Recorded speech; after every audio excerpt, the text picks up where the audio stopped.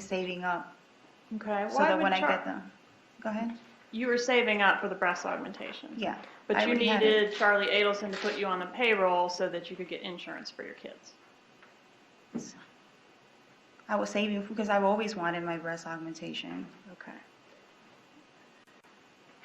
And the insurance for my kids is because my son had a disability, so I had to do a bunch of therapies for my son. Okay. And you heard that Wendy Adelson testified that she's never known her brother to give any gifts to any ex-girlfriends. Did you hear that? No, I don't recall that. Okay. Well, what makes you so special that Charlie Adelson wanted to give you all these things after the end of your relationship? All these things, like, you make it seem like he's giving me all of this stuff out of the blue. Yeah, I do make it seem like that. Why is he giving you all this stuff? I don't know. Why did he put you on the payroll? Is that as a favor? Yes, ma'am. Not as payment for murder? No, ma'am. Not to keep you happy? Why wouldn't he just pay me the cash? Why would I have to get a check from somewhere? I'm going to ask the questions, okay? Yes, ma'am. All right. So he put you on the payroll 2 months after the homicide, yes? 2 months after the homicide, I started. Yes, ma'am. All right. And were you involved in a sexual relationship with Mr. Adelson at that time? I'm not 100% sure, like at the time frame. I believe so. Okay, so you were still sleeping with him after the homicide? I believe so. And was there an actual job opening at the Adelson Institute that you filled with this position? No, ma'am. All right, so it's a position that he created for you. Yes, ma'am. All right, and you heard testimony from the employees that work there that they've never heard of anybody working remotely before in the history of that office. Why did Mr. Adelson create a position for you? Well, I asked him for a favor if he can do that. Okay.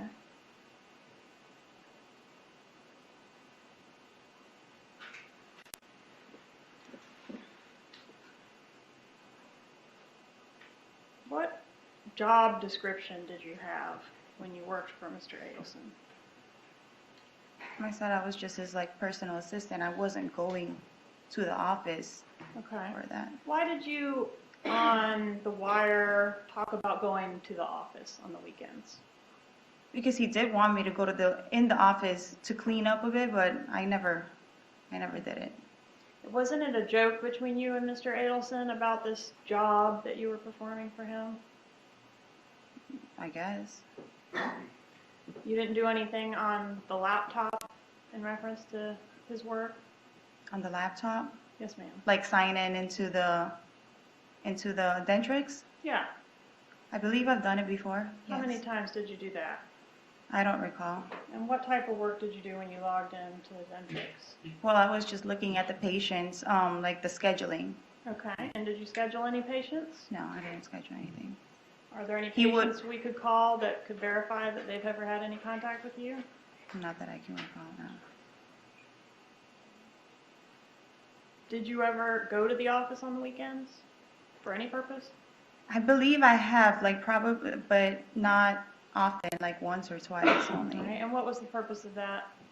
He wanted me to clean up in the office. Oh, I probably just stopped by at the office. Don't quite recall what I did. It's been a couple of years. All right. But I have stopped at the office before. Okay. Let's talk about the nightclub employment that you talked about. You testified that you were in fact employed at a nightclub around the time of the homicide. Is that right? Yes, ma'am. All right. And you said that you make up to $1,500 a night at the nightclub. At a good day, a good night. And at what nightclub was that? That was at Fate. All right. And Fate's the place that wrote you the checks that bounced? Yes, ma'am. And on those checks that bounced, the amount was, I can't remember exactly, but maybe $1,200 or $1,700 for a month, right? Yes, ma'am. And that was tips for a whole month? No, it's the reason why they gave us those checks and the reason why it bounced, because a lot of us girls were complaining about it's supposed to be the way that the owner or the whatever accountant guy that did it, he wanted to do just a percentage. So if like they swipe their card, it's a percentage of that is supposed to be our tips. Anything that's cash that the patrons, pay for is like goes straight to our pocket. Okay, So it's So that it was was for credit like card a credit tips. card, yeah, like a credit card percentage. all right. And so your credit card tips for the month were whatever that amount was Yes, that was ma'am. on that check. All right, and that's what bounced. Yes, ma'am. Twice, Right, I and believe. did you quit Club Fate because of the bouncing checks? Yes, ma'am. And they were withholding some of our like money. All right. How many times in your career as a bottle girl did you make $1,500 in one night? How many times? Yeah, I can't recall. more than 5? Yes. More than 10? I can't give you like a specific number. Would you agree with Ms. Mascara's testimony that an average night at the clubs was $100 to $200? Objection, That's not misstatements of the facts. It's not- Overruled. Would you agree with that? No, ma'am. Would you agree with Ms. Mascara's testimony that a good night at the club was $400 to $500 a night? A good night? That's a good night to her. Okay. But she that was wasn't a good working night in for you. Hollywood Live with me. Fate was a higher scale club, Okay. and I was also doing bartending as well. She wasn't bartending at those places. All right, and did the club that Ms. Mascara worked at, the lower end club, did the checks bounce there as well?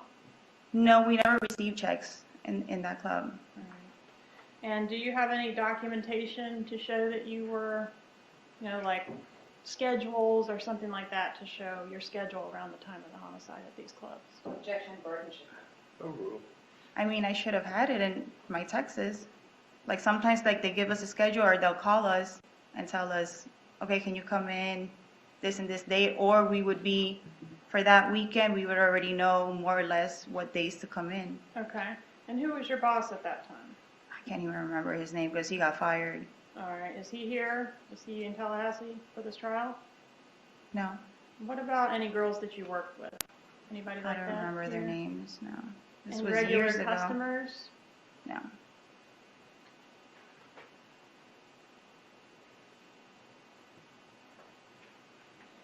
Would you agree, Ms. Magbanua, that you deposited $13,000 in cash in August of 2014? If that's what my bank records show, Okay, and that's the month after the murder, right? I believe so. Okay. You can't make that much at the club, can you? The $13,000? Yeah. Unless I've saved up and then I just deposited it that month. Okay, is that what happened? But that all my income wasn't specifically from there. It was, there's times that I've gotten money from Sigfredo. All right, well, is it a coincidence, Ms. Magbanua, that when you noticed this striking spike in your income that happens exactly at the time of this homicide? Don't you? I mean, it's there, isn't it? Well, in your diagram, yes. Yeah, but I mean, do you have a reason to dispute this diagram? It It's just, based on your cash deposits, isn't it? I guess so. All right, and so you would agree that there is a pretty striking amount of money that you came into immediately after this homicide.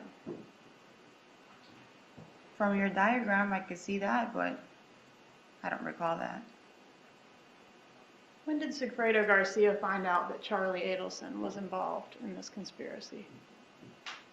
When did he find out? Yeah. I believe when he got arrested.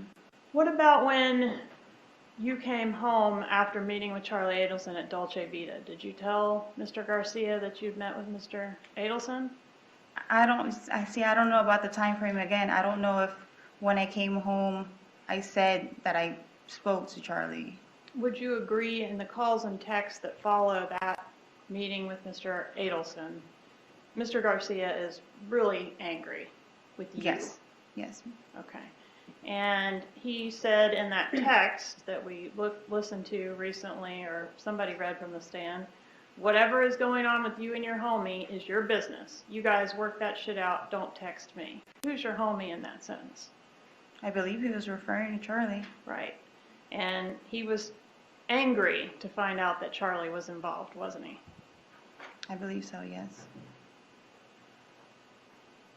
Charlie told you he wanted this problem flushed. You were asked about that call on direct. Yes, ma'am. And was the problem the gang member who was threatening to extort his mother? I know he was just joking about that on that phone call, but I think it's because I used the restroom and then he referred to it as the problem flushing, and because he was really talking to Yindra on the phone first.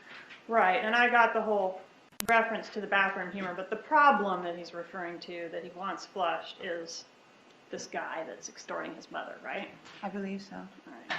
And flushed means he wants the problem resolved. I would assume. And you're the one to do it. I guess. Is Mr. Garcia familiar with handguns? Is he familiar with Objection, that? Judge. Overruled.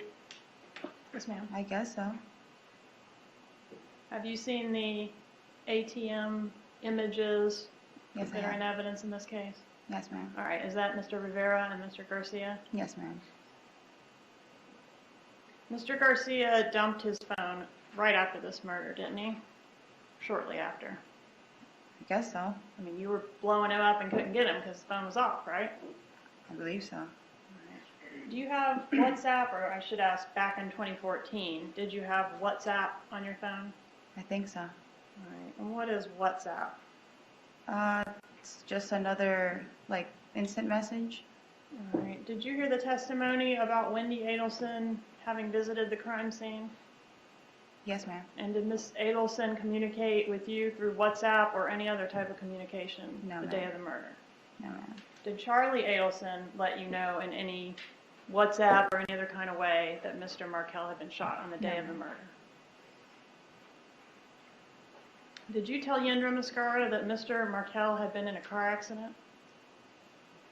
I said an accident. I'm not 100% sure if I said car accident. Do you have any reason to question her memory that you said car accident? No. Did you talk to Luis Rivera on the day of the money drop? Did I talk to him? I believe he called me. Okay. Yeah, he called my phone. And so, is that a coincidence that the one time, and that's the one time you've ever spoken to Mr. Rivera on the phone, right? From all the records that we have in this case. Do you agree with that? I don't know if I've spoken to him at any other time, not that I can recall. Okay. And when did you find out that Dan Markel had been murdered? I found out when he got arrested, when Sigfredo got arrested. All right, so your lawyer asked you,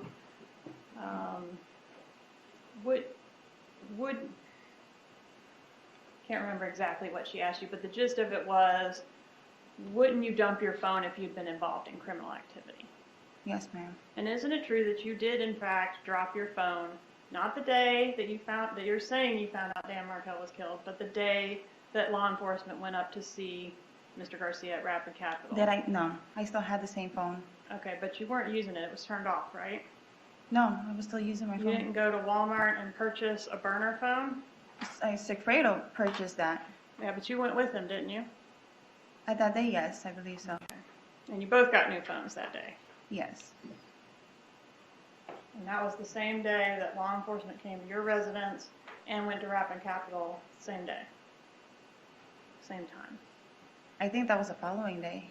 The following day is the day you got arrested, right? Oh, yes. Okay, so it was the day that law enforcement came to your residence? Yes, ma'am. Isn't it true that you've been offered some kind of big payoff if you refuse to cooperate against Charlie Adelson? If I refuse? Yes, ma'am. No. Has anybody offered you some money? No. Do you remember telling anybody that you would be able to stay home after you get acquitted and have a tutor for your kids to be homeschooled at the house? No. Never made that comment. Did you ever show your breast to some people and tell them that you got them courtesy of the professor? Definitely never happened. Did you ask somebody if she thought God would forgive you for the role you had in this case? No. You indicated, and we saw the picture of you after your breast enhancement, and the testimony was that your tips, with a P, increased after breast surgery, right? Yes, ma'am. Yes? Okay. And if you look on this chart of your cash deposits, the breast surgery occurred in October of 2014, right? Yes, ma'am. So, here? Yes, ma'am.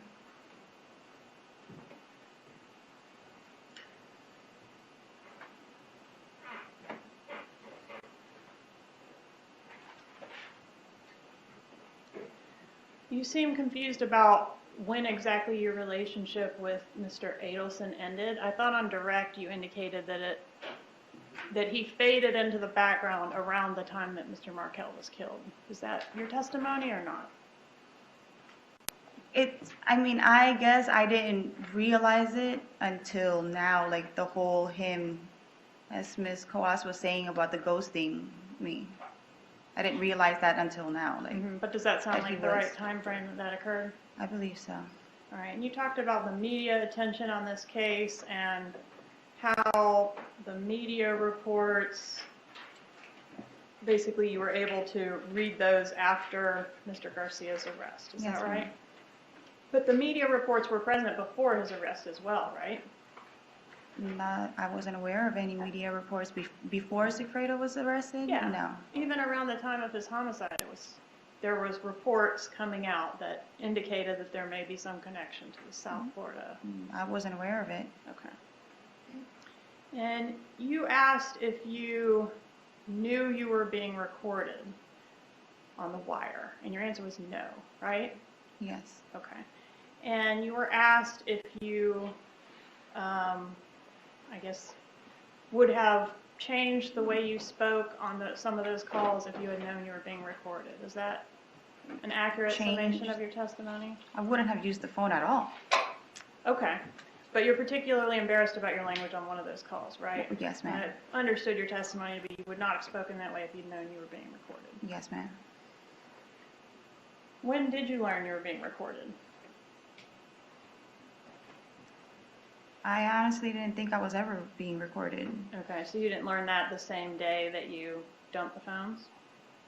I never dumped the phone. I Okay, still but had you my phone. Stopped using one phone and then you went up on another phone. I never stopped using that phone. I still had my other phone. Okay, well, I'm not disputing that you still had it, Mhm.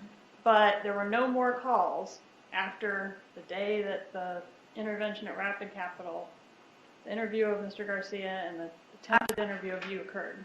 I was still using my phone, the iPhone I've always had since I still kept using that phone. Okay. The other phone that Sigfredo had bought, we were talking on that because obviously law enforcement came to go see him, so he felt like he had to use another phone to speak to me. Okay, but your testimony is you were still using the iPhone same as always, with the exception of your communication with Mr. Garcia. Yes.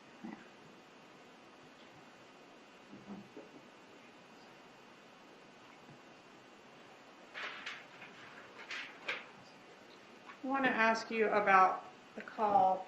It's labeled PP, Paul. Yes, ma'am. You told Charlie Adelson that you left a really nasty message on the bump person's phone number. Do you remember that? And you went into detail about what the message was. I believe so, yes. Okay, and that was a lie, wasn't it? That I left a nasty message? Yeah. I believe Sigfredo was the one who left a nasty message. I might have just said that I did it. Okay, but it would have been a lie if you said that you did it, because it wasn't you. Yes, ma'am. And in fact, Mr. Garcia didn't do it either, did he? To my acknowledgement, I don't think so. Right, but he told you he did. Yes, ma'am. So he's lying to you, yes? Yes, ma'am. You're lying to Charlie, Yes, ma'am. right? Why were you talking in code on the wire? Well, it's because I said that I'm either I'm at work, or I'm around my kids. Okay, and what does the code mean? What's it code for? What is the code for what? Why do you need a code? I mean, Code because implies he's that talking about somebody, that specific number, and then he was talking about, like trying to find out who is trying to contact his mom or trying to extort money from his mom. So every time that I would speak to him, I would just talk to, if like Yindra is next to me, I'm not going to tell him like, oh, remember what we were talking about or whatever. And my conversation wasn't going to be like that around other people.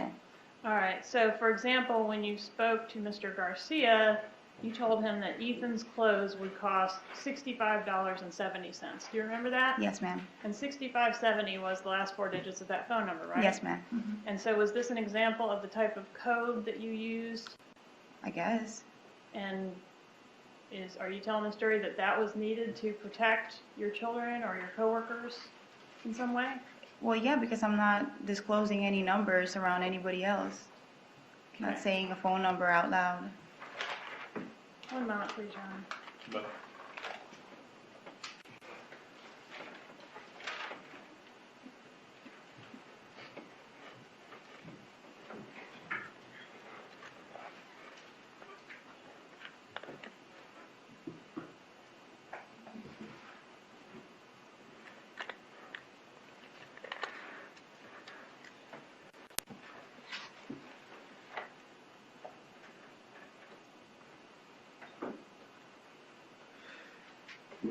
Nothing further, Your Honor. redirect.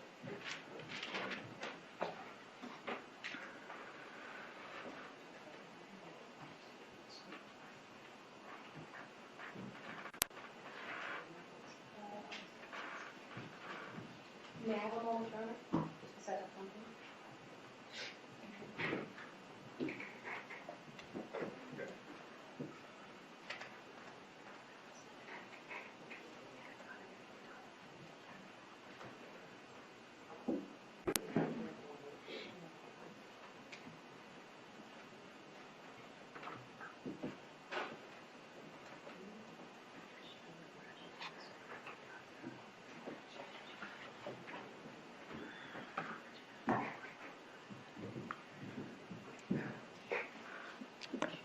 Ms. Nagbama, Yes, ma'am. Ms. Kappelman brought up discovery with you Yes, and ma'am. how many opportunities you've had to review it. Yes, ma'am. Have I been your lawyer since the beginning of the case? Yes, ma'am. Where am I based out of? Miami. Okay. How many times, do you remember how many times over the course of the 3 years have I been able to come and visit you at the jail? Yes, ma'am. Those were the times that we were able to go over the discovery that I had at that time. Yes, ma'am. And we spoke a lot on the phone, right? Yes, on the phone, yes. But we couldn't talk about discovery. Why? The phones are monitored. And they're recorded, right? Yes. Mhm. Objection, leading. Sustain.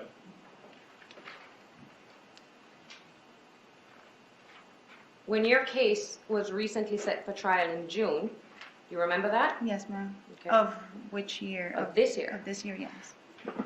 And then all of a sudden, we had to move the case. You remember that? Yes, ma'am. Do you remember why that was? Because you were going through your chemo. This year. Yes, ma'am. Oh, last year. It's been. I know. It's been rescheduled so many times. I don't know. Let me redirect you. Okay. Was there a point this year where for the first time ever, the state cracked into your phone? Yes, ma'am. And then they downloaded everything off of the 1312 number, Yes, right? ma'am. How long have they had that phone? Since I got arrested. Okay, but we didn't get any of that information until now, right? Yes, Objection, ma'am. Your Honor, improper question. Your Honor, they opened the door. I'll approve it. So we only had an opportunity to review those contents recently. Yes, ma'am. Were you able to review all of the contents of Charlie's iCloud? I believe they've had everything of Charlie's iCloud. They have. Yes, they have. I haven't. Okay. Have many attempts been made to mail you your paperwork? Yes, ma'am. What was the first time you were able to receive it? About a couple weeks ago, probably 2-3 weeks ago. Okay. But we did go over extensively. You and I discussed the facts of your case. Yes, ma'am. Okay. Did I ever tell you to lie in front of the jury? No, ma'am. Did I explain to you what your obligations are in front of this jury when you take an oath to tell the truth? Yes, ma'am. And I explained to you what would happen if you lied on the stand, right? Yes, ma'am. I also explained to you that I couldn't allow you to take the stand and lie. Objection, Your Honor, this is all Sustain. improper. Okay, now let's go to the Dolce Vita video. You remember that phone call that they played with Charlie, where Charlie is giving some explanation about his jet skis? and that his jet ski had been stolen, Yes, ma'am. and the reason why he wouldn't want to call the cops on someone like that is because he's afraid they're going to come back and hurt his After family. him. You remember that, right? Yes, ma'am. Does that sound like one of the scenarios he was telling you at Dolce Vita? Yes, ma'am. Now, the state brought up these statements that they claim are in that Dolce Vita video, right? Yes, ma'am. Those statements aren't there, are they? No, they're not. And the jury will be able to listen for themselves, right? Yes, ma'am. Okay. But all of those statements, or those statements that aren't there, that was leaked to the media, right? Objection, leading. Sustained. Was it leaked to the media? Yes, ma'am.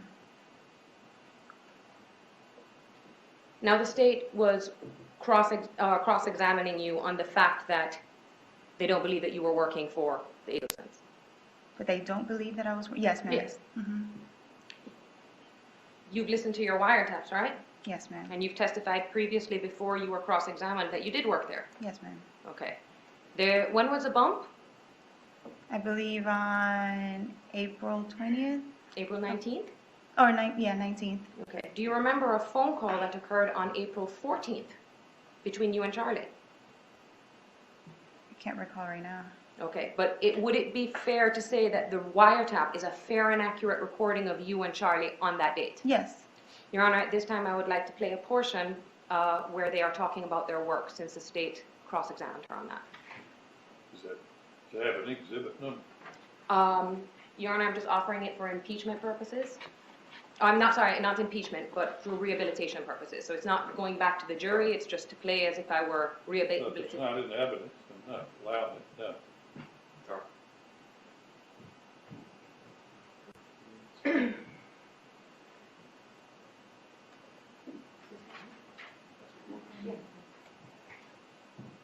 Your Honor, may I approach a witness? You might.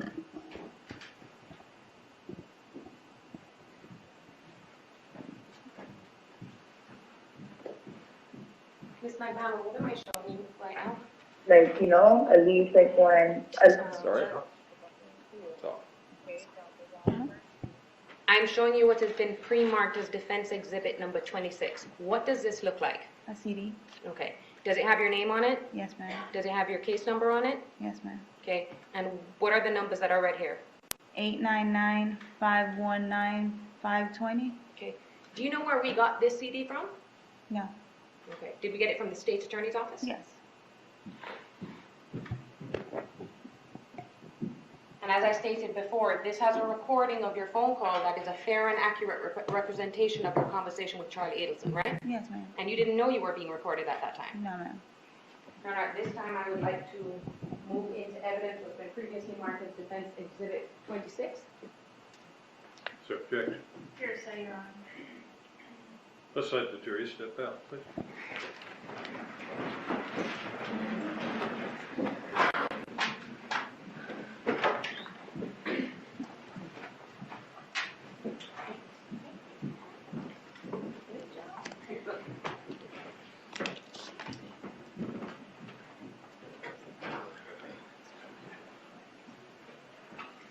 Everybody be seated.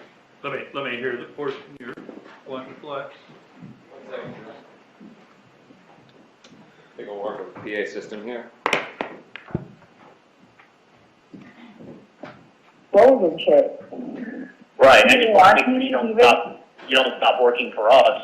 So I'm not, like, I'm gonna still work for you, like, All right, actually, good. like, I'm getting paid nothing. I fucking worried for a second there. You're doing such a good job. I'm not kidding. Alright, thank you. Alright, now you can tell. I'm My not heart was- leaving My anywhere. heart was in my mouth. I'm not young. I can't take Oh, I thought you were gonna be like, oh, since you're like, can pay you the money, you've been working for us for like a year and a couple months now, like, you're gonna upgrade me.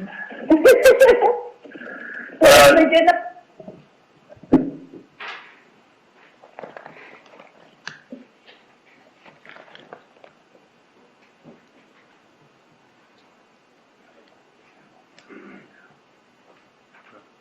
Is that it? That's it, Judge. It's just the part where he says, are you going to stop working for us now? And she said, no. And she said, I've been working for you for over a year now. It's not offered for the truth of the matter asserted. It is offered for a prior consistent statement, because the state impeached her credibility when they cross-examined her. Captain, Judge, I don't recall offering any prior inconsistent statements on that point. I thought the witness and I agreed that she and Charlie did joke about her employment at the Adelson Institute. And Ms. Kappelman implied that she doesn't work there. This is evidence that supports her contention.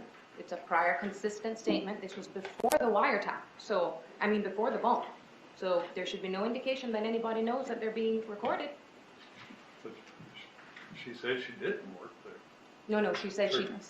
Her testimony today has been that she did not work there. She was a personal assistant for him and didn't work at the Adelson Institute. That's been her testimony today. But they're suggesting through their cross-examination, Judge, that she didn't do any work for Charlie. And that's been their theme since day one, that this is payment for a murder. In turn, this says still work for you. And the statement says, I still work for you.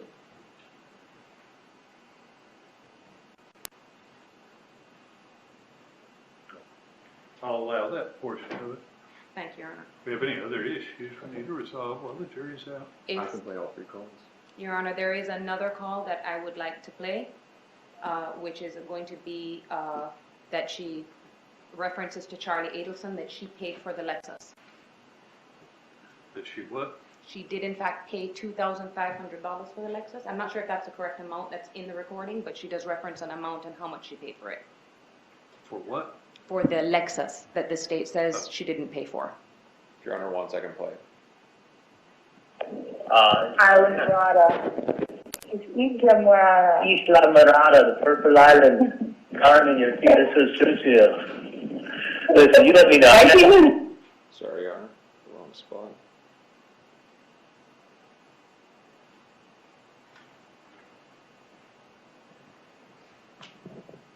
We can come back to that one, then go to the next one. Three jobs, 993. Now, Judge, this one might be a little bit more sensitive. If you recall when before trial started, I explained to the court that there was a call of Miss McBanwell's that did reference of domestic violence incident between Miss McBanwell and Mr. Garcia. I don't feel that I need to introduce any of that portion. However, there is a part where she is screaming to Mr. Garcia's mother that she says essentially, that's when I was working my ass off and I apologize, but working my ass off in 3 jobs. So I would like to offer that as well too, just that segment. Objection to that. Yes, sir. Hearsay. I sustain the objection to that one. To that. What is the second one you wanted me to hear? The second one is the paying for the Lexus. Which day is it? I think it's April 20th. I have the call, I just need to get the second marker. Your Honor, would you allow us 5 minutes? Yeah, we're gonna need to take a short break anyway. Did you want to say something? Oh, no, I was just standing up there. All right, we'll take 5 minutes.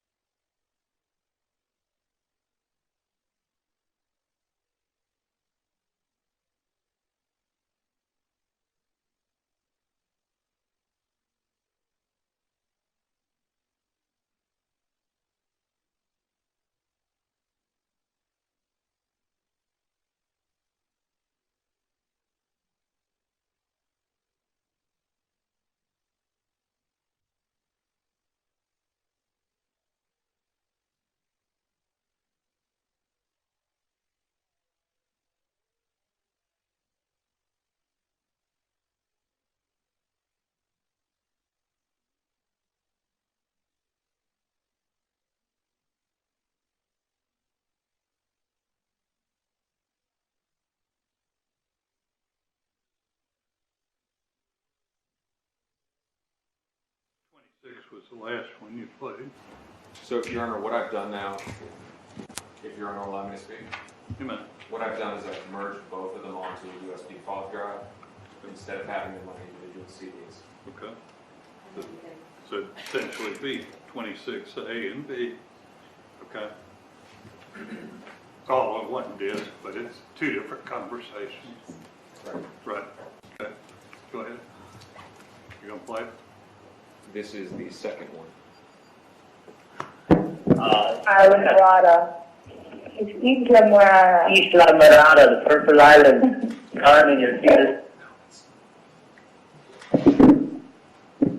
Sorry, Your Honor. We just had it a second ago. Can you cue it up on yours?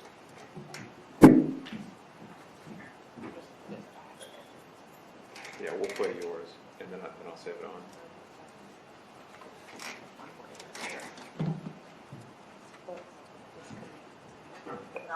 Had to buy the car from you. When I was like reapplying, it like shows up because obviously I thought I purchased the car from you. You know what's so weird though? Like, well, obviously because I had to buy the car from you since I had no car.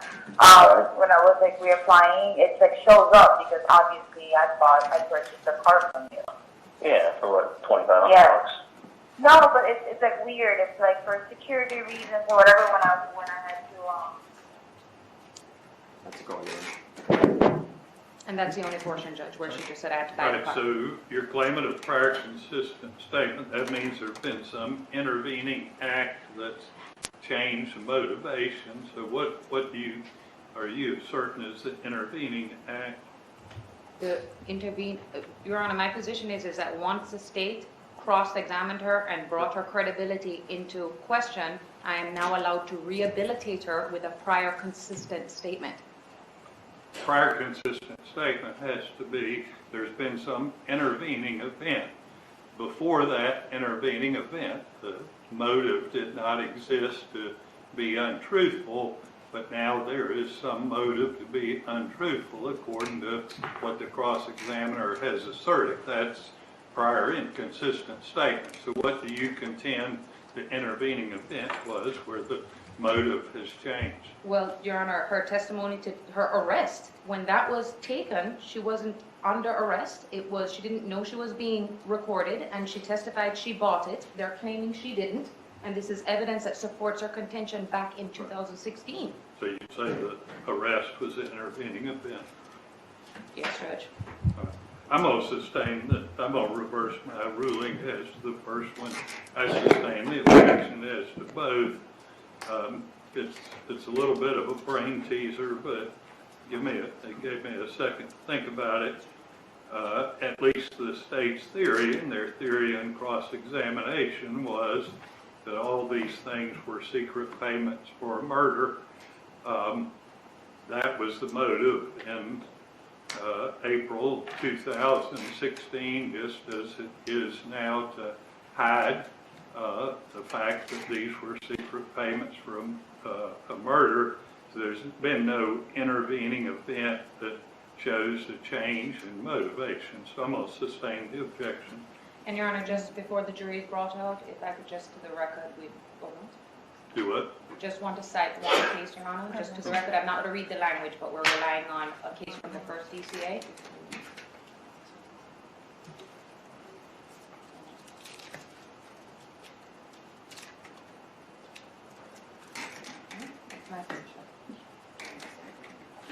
Your Honor, we can proceed.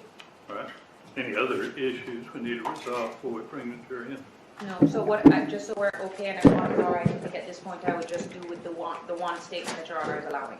No, I've reversed my ruling on that. I'm not allowing any of the three.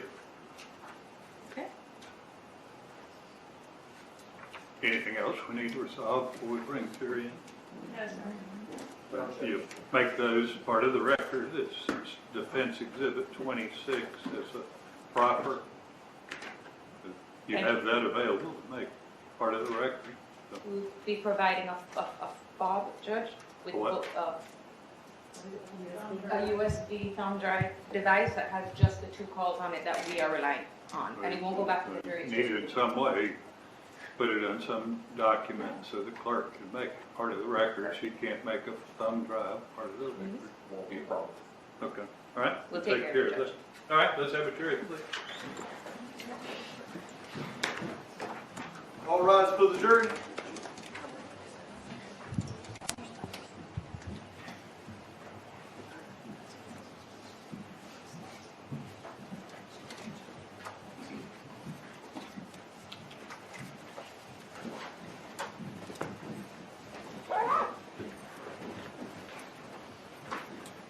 Ready, good seat, please. May finish up, Mr. Wells? Thank you, Judge. Now, Ms. Bagbanwell, the phone calls that were played in this courtroom, those are not all the phone calls, right? No. They're only bits and pieces of phone calls, right? Yes, ma'am. Now, Ms. Kappelman got up here and was trying to ask you what Charlie meant by flushing the problem, right? Yes, ma'am. And you gave a guess of what you thought it was. And that's because you are not Charlie Adelson, right? Yes, ma'am. The only person who would know what that is, Charlie? have you seen Charlie in this courtroom today? Nope. He hasn't been charged, has he? Nope. And no one's questioned him to ask him what he meant. No. Oh, yeah. When's the last time you spoke to Charlie Adelson? 2016? Would it be the last recorded phone call that before Sigfredo was arrested? Yes, ma'am. Now, Ms. Kappelman was saying that you stopped using your phone around May of 2016, but that's not true, right? No.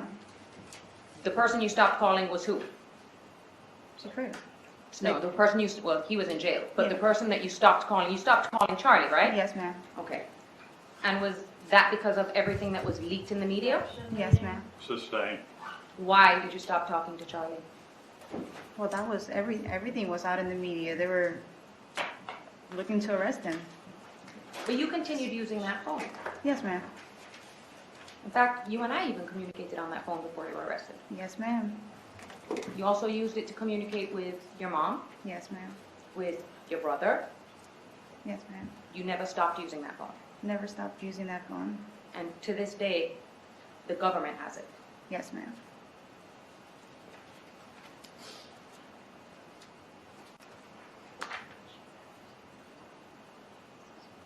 Now,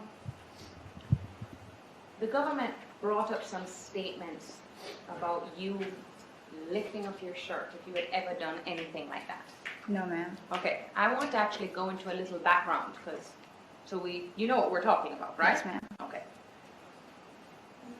What pod are you in at the Leon County Jail? Currently now, I'm in Pod Nancy, but before I was in Pod Mary, which is a confinement pod.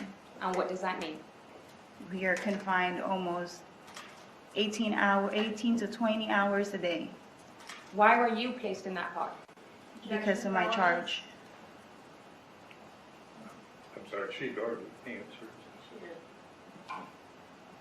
Now, this statement is that this incident that she's referring to about you lifting up your shirt in front of all these other inmates. Yes, You ma'am. know where that is coming from, right? Yes, ma'am. Who is that coming from? From Brenda Ward. Who is Brenda Ward?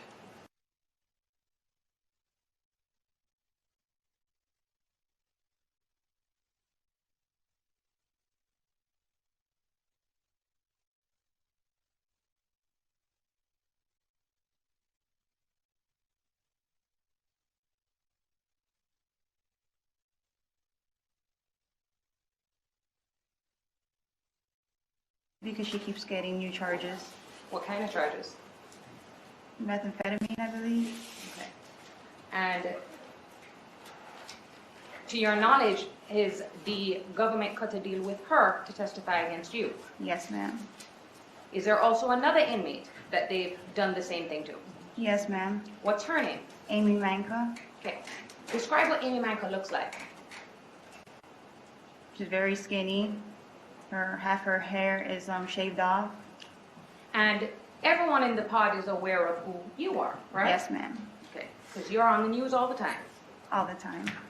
And Miss Manka at some point was what we call a bunkie of yours. Yes, ma'am. What does that mean? She was in the same room as me in Pod Mary, but this was in 2016. Okay. Very recently this year, did you come into any information that Miss Manka was trying to get information from you about her case? Yes, ma'am. Before she was even listed as a witness, who did you tell about her? I told you. Okay. And so you knew what was coming. Yes, ma'am. Have you ever admitted anything to Amy Manka before? No. Okay. That's because you have nothing to admit, right? Exactly. Have you ever lifted up your shirt and exposed your breasts to everybody in the pod? No. Okay. And had you done so, she would have been able to accurately describe your breasts. Yes, ma'am. Okay. And Jason Newland came to her. Yes, ma'am. And then after they spoke with her, wasn't she released from jail? Yes. The next time you saw her was when? 2 weeks later, she got rearrested because she cut off her ankle monitor and was high. And when she was brought into the unit again, did you observe her? Yes, ma'am. And was she strung out on meth? Yes, ma'am. Okay. I actually advised you right away, which is the reason I think she got moved to another pod. You were actually on the phone with me when they brought her Yes, in. ma'am. I called you right away. Now, the state asked you about whether or not the Adelsons have put money aside for you in payment for your silence. I guess that's what they were implying. Put money aside for me? Are you aware of the Adelsons putting aside any money for you? No, I've been incarcerated for 3 years. How much debt has your family gone into because you have been incarcerated? Objection, relevance? Overruled. Severely. It's damaged my whole family. For example, how much is a phone call in jail? A phone call, since my phone calls are long distance, since I live in Miami, it's a 15-minute phone call can be like around almost $4. Okay. And talk to the jury and explain to them what commissary is. I sustain the objection at this point. Okay. There has been no promises made to you of money in order for your testimony today, right? No, ma'am. In fact, you also just testified that you think Charlie Adelson is behind this. Yes, ma'am. Could they pay you any amount of money to keep you away from your children? Never. And you have been aware from the beginning who they want. Yes, ma'am. Why won't you just lie and tell them that Charlie was a part of this? I wish I could, because I wouldn't be incarcerated, and I'd be free, and I'd be with my children. And why haven't you done that? Because I'm telling the truth. And I want you to look at this jury and explain to them, is your testimony today truthful? Yes, ma'am. Objection. Sustain. Move to strike? Jury disregard. Have you ever told me anything inconsistent to what you testified to today? Objection. Sustain. Oh, actually, he matters.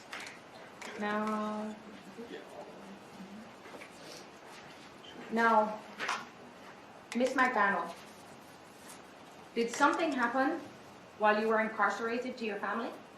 Yes, ma'am. What did you miss? My mom. Objection, relevance? Sustain.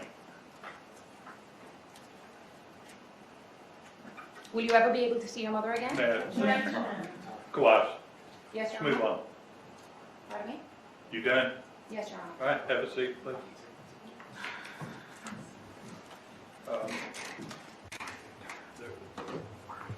There was a question and comment about not all calls being in evidence.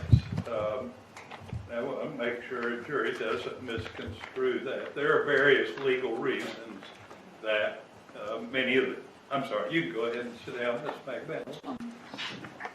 There are various legal reasons why a lot of the calls are not in evidence. You should not assume there's anything sinister or anybody's done anything wrong of why all calls are not in evidence. They're not all legally admissible. And if they're not legally admissible, they don't go into evidence. So don't want you to misconstrue that statement. Your next witness.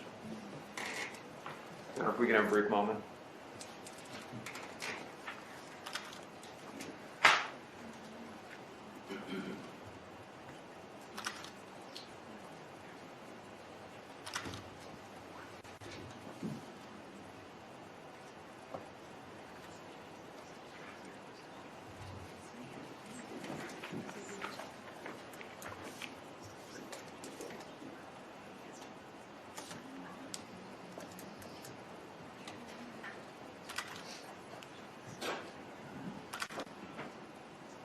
Oh, I'm sorry. I forgot again. Raise your hand. Are there questions from the jury? All right, but just one. All right. Resume the stand. Because I'm getting old up here. Thanks.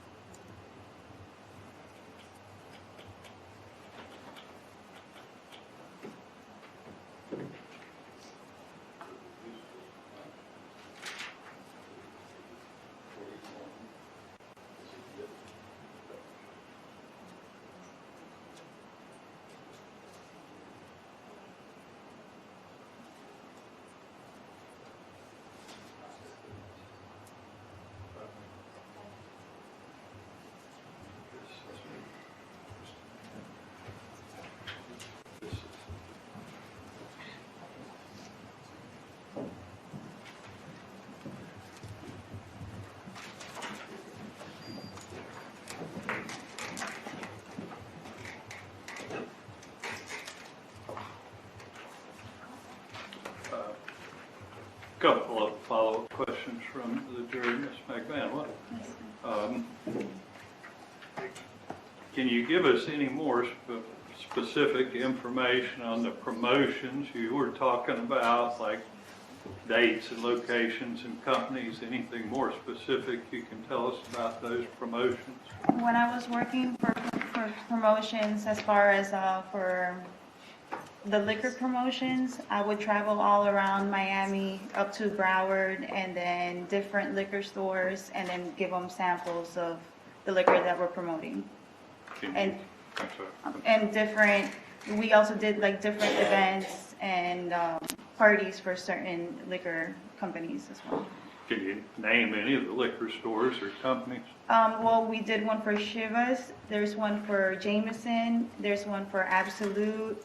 And then I was managing the picture that you guys saw, Stout. We had them in different convenience stores.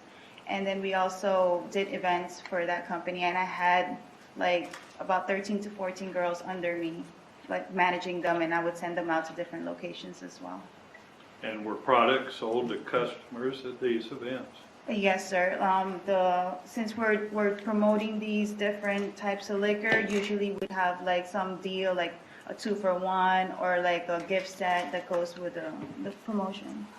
Did you report to the different companies at the promotions or the nightclubs you were working for? How much you received in tips each day? Did you report to the businesses? For the promotions, that was back at 2013, I think like, yeah, 2013 to 2014. It's different companies, so it was such, like none of the girls really did it, honestly. Like anything for promotions, we didn't really report. You did? So And the clubs especially, because a lot of the girls, we go from different clubs. We're not worried about what other girls do. We're talking about you. No, Did you report to I did the not. businesses doing the promotions or the nightclubs the amount of tips you received? No, we didn't report it. Why did you not include the tips on your 1040s, your tax returns? I didn't include the tips on, because they would have taken I would have to pay back a lot of money for it. And it would show that I had, my income would be different and then I couldn't get the insurance for my kids. And did you ever receive food stamps? I believe when I was pregnant with my daughter, I did. When was that? That was in 2012 to 2013. Follow up, Ms. Watt? Any follow up? I'm sorry, Garcia. Any follow up? Ms. Captain? No, sir. All right, you can step down now. Call your next witness.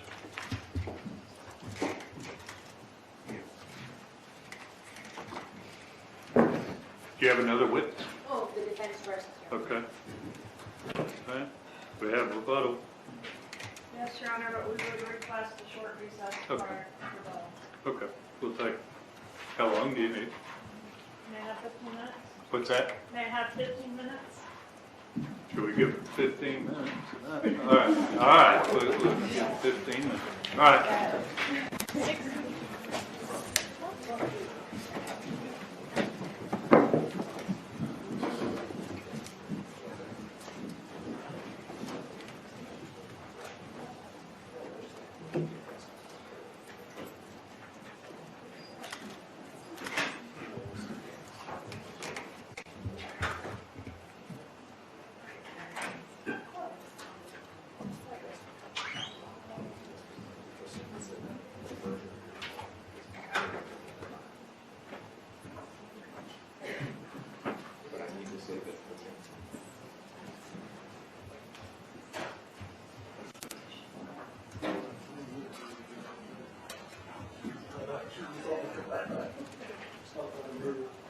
whole day, and listen, 10 years ago, I was quick enough to stop. Yeah.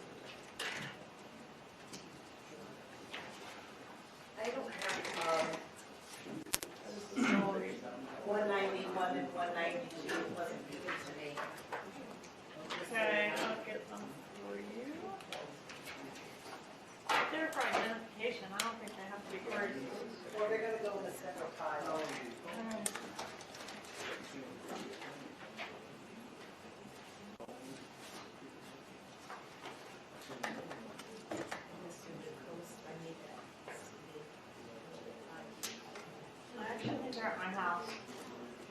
Not the CD. I'll bring them. Okay, so I was working on it, and I should have it here right now.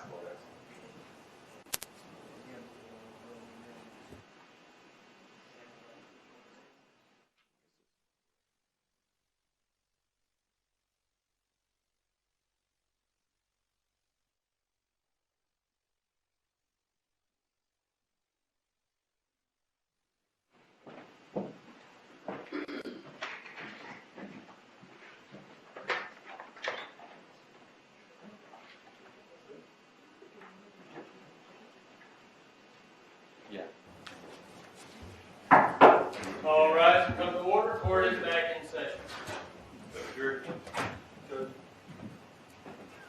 What? Do you want us to do motions for judgment of acquittal now, or you want to? After rebuttal. Oh, Judge Jury. All rise for the jury.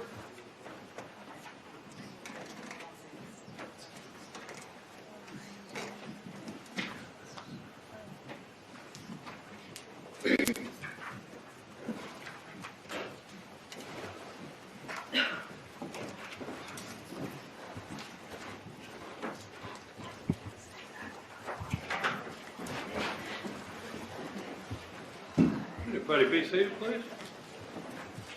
All right, I told you we would have a state's case, the two defense cases, and then opportunity for rebuttal. This is the state's opportunity for rebuttal.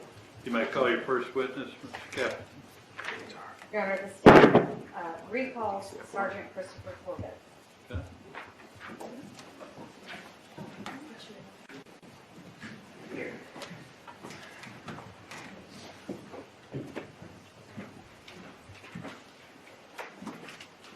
Got the seat, please. Thanks, sir. Restate your name for the record, please. Certainly, it's Christopher Corbett. That's C-O-R-B-I-T-T. And you remain under oath. Yes, sir. Proceed, Ms. North. Thank you, Your Honor. Sergeant Corbett, well, may I approach the witness, Judge? You may.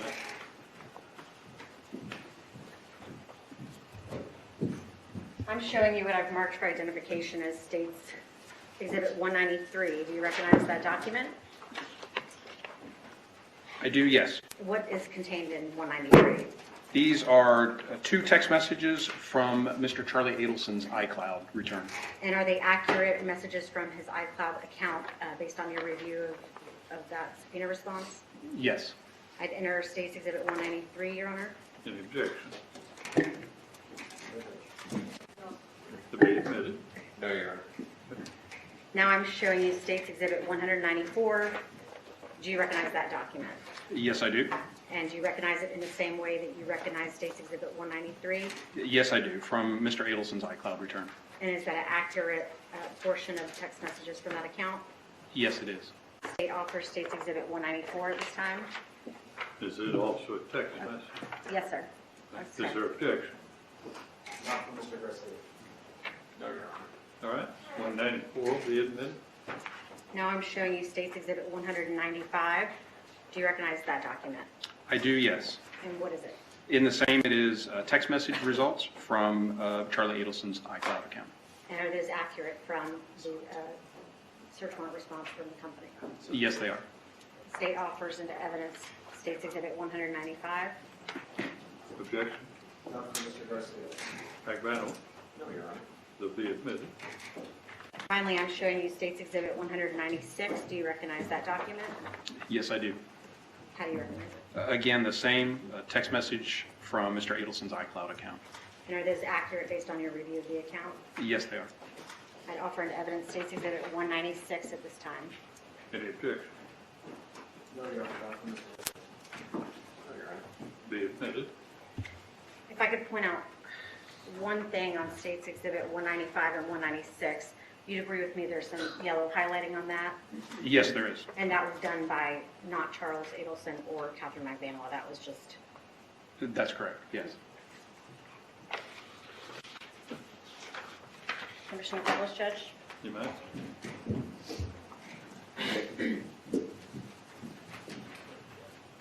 Starting with State's Exhibit 193.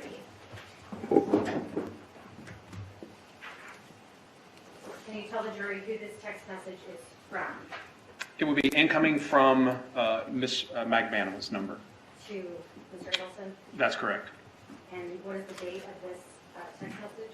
It would be May 19th of 2015. On the second page of State's Exhibit 193, what is the date of this message? May 20th of 2015? So the following day? Yes. And who is the message from? Again, from Ms. McManus' number. To Mr. Adelson? Yes. And is she again inquiring about the wedding? Yes. Next, I'm publishing for you State's Exhibit 194. What are the dates of these text messages? Again, May 20th of 2015.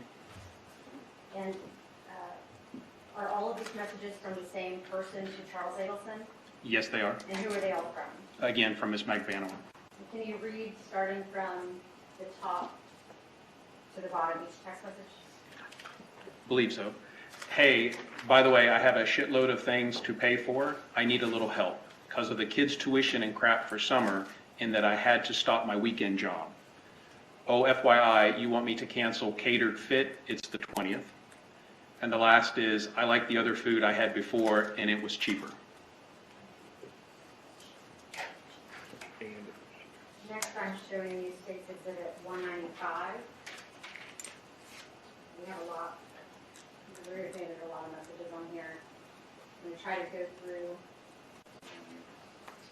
some of them. Can you first tell us what time period this text exchange occurs in? Yes, this will be October of 2015. Can you read for me, and I'm going to go by these numbers on the left-hand column, if that's okay with you? That's fine. Can you read from where you are? Yes. Okay, if you could read line 351 and tell us who that message is from. 351 is incoming, and we see again Ms. McManus' number. And what does that message state? You would never lose me. I'm your friend for life, but being so blah. And then text number 352, is that on the same date? It is, yes. And who is that from and to? Again, from Ms. McManus. And what does it say? It's the, it's a little difficult to read from here, but it's the best because you're the only one I can trust. How can I trust someone else?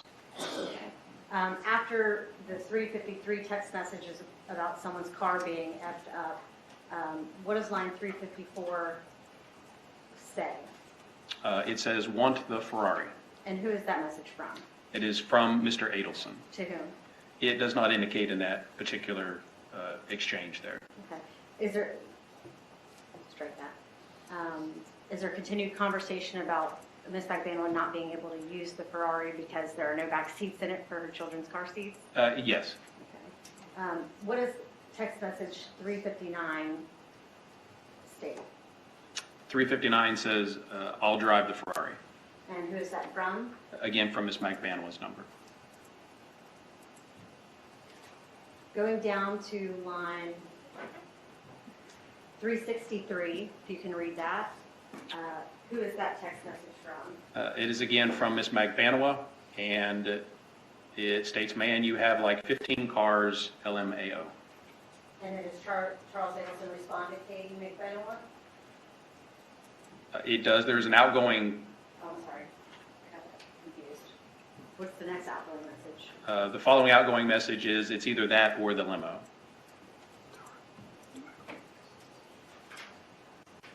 Finally, on State's Exhibit 196,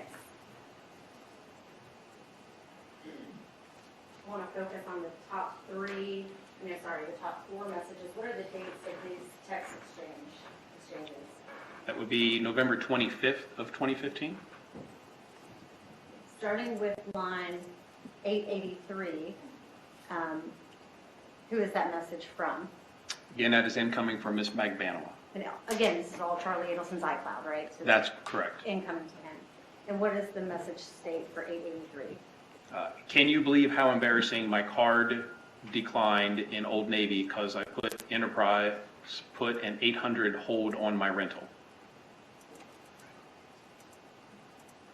And then in line 885, is that another incoming from Catherine McVanwell to Charles Adelson? It is, yes. And in that message, the jury can read it, does it discuss she wasn't able to pay for the clothing that she attempted to use the credit card for? That's correct. And how does Mr. Adelson respond in line 886 to Catherine McVanwell? That message says, "I got you."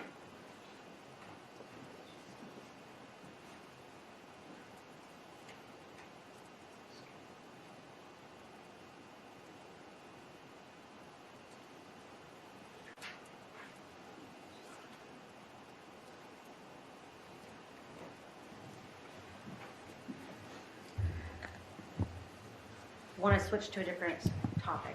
Okay. And this is going back to some older testimony.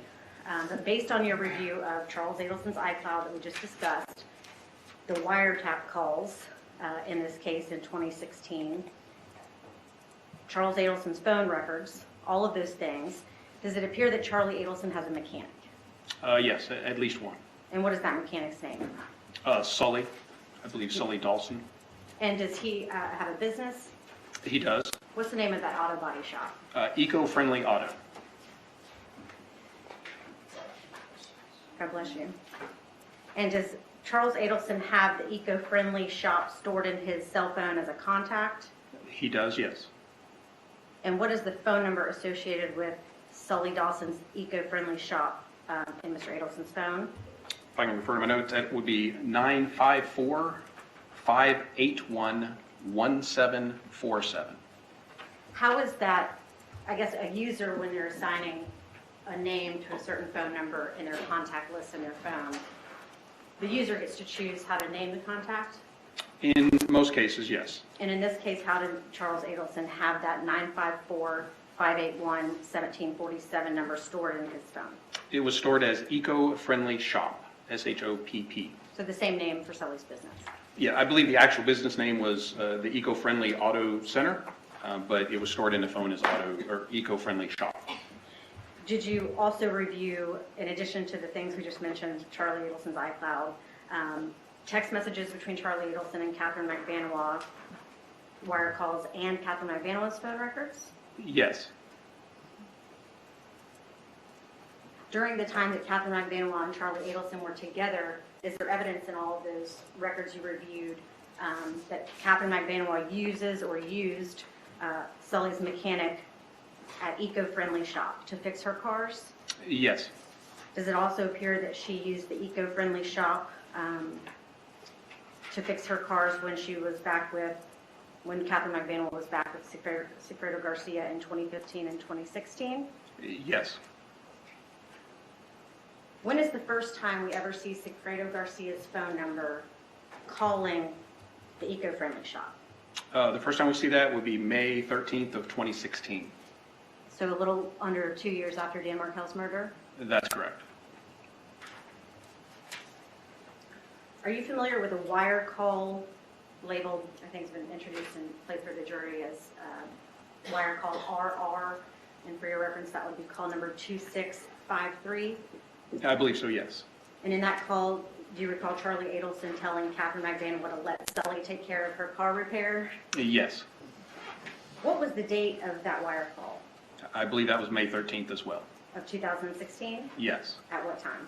I believe just after 4 o'clock, 4:06 p.m. And is this the first date we ever see Sigfredo Garcia's phone records indicating he ever made a phone call to the Eco-Friendly Shop's phone number? It is the same day, yes. And was it after that wire call where Charlie Adelson tells Catherine McVanwell to take her car to Sully? It is, yes. And what time do we see Mr. Garcia's handset calling the Eco-Friendly Shop? That's, I believe, just after 5 p.m. And do you know, based on the records, what prompts him to call the Eco-Friendly Shop's 954-581-1747 number? Objection, Judge. Personal knowledge. Also speculation. Sustained, let's lay some foundation. After the wire call RR that we just discussed, does Catherine McVanwell send a text message to Sigfredo Garcia directing him to call Eco-Friendly Shop? Yes, actually to have the mechanic where he's at call Eco-Friendly. And in that text message, does Catherine McBenoit give Sigfredo Garcia the Eco-Friendly Shops 954 phone number? She does, yes. Is it only after that text message that Sigfredo Garcia calls that number for the first time? Objection, Judge. Overruled. Is it That, it is correct, yes, that's the first time. and how many times total does Sigfredo Garcia's handset call that 954 number for the body shop? We saw 3. And what were the dates of those calls? There were 2 on May 13th, the date we're talking about, and then there was 1 the following day. And the 2 on the 13th are after the wire call. That's correct. Did Sigfredo Garcia have that particular auto body shop's 954 number stored in his contacts? He did. And what was it stored as? It was stored as Sully Mech, M-E-C-H. Which abbreviation for mechanic? Could be, yes. And at the times of these exchanges in May 2016, is it your understanding Garcia and McBanoel were back together? Yes.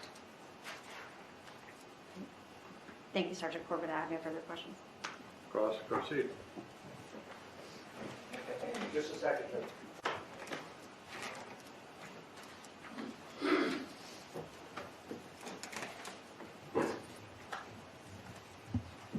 Sergeant Corbett, good afternoon. Good afternoon. You indicated on direct examination that there was a text message from Catherine McManua to my client on the 13th, right? That's correct, yes. And that text message it was from Katie, right? Yes. So Katie McManua text messages her boyfriend and says, have your mechanic call my mechanic, something to that effect? Yes, to that effect. And is Sigfredo Garcia a mechanic? I don't believe so, no. So you can't tell the members of the jury if Sigfredo gave the phone to a mechanic that he knows to call this mechanic? That's correct. Can you tell the members of this jury if Sigfredo Garcia knew that this mechanic was referred by Charlie Adelson? I do not know that. Well, you were listening to Katie's phone, right? In addition to Mr. Adelson's, yes. Okay, and did Katie ever tell, did Catherine McManua, I'm sorry, Judge, did Catherine McManua ever say, hey, listen, call this mechanic, I got him from, he was referred by Charlie Adelson? I don't recall any content like that. And you agree with me that if there was that content, that's something that you would be, that you'd have knowledge of, correct? Well, there was certainly a lot of content looked at. I can't say for certain, but my recollection, I do not recall any content like that. So you can't tell this jury whether or not my client knew that this mechanic knew Charlie Adelson? I'm sorry. No problem. You can't tell this jury if my client knew that Sully, the mechanic, knew Charlie Adelson? That's correct. I cannot.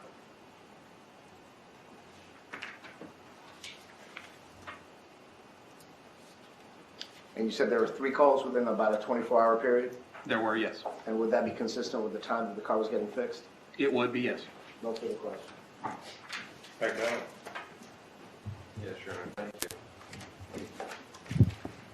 Sergeant, as I said, I think you're going to get a trophy for having testified the most times.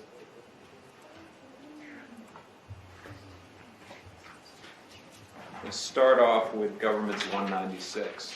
You were just reading this a moment ago.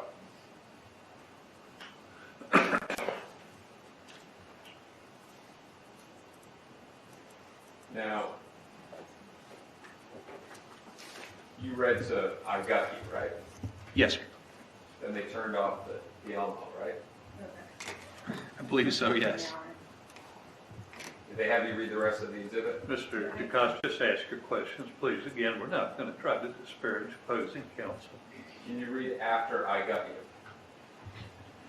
No, I was like, WTF, I pay that card and I fucking get declined. I was talking to the corporate office, telling them I was in front of their employees with this bullshit. Now, the relevance of this exhibit is to show that he offered her help, right? I believe so.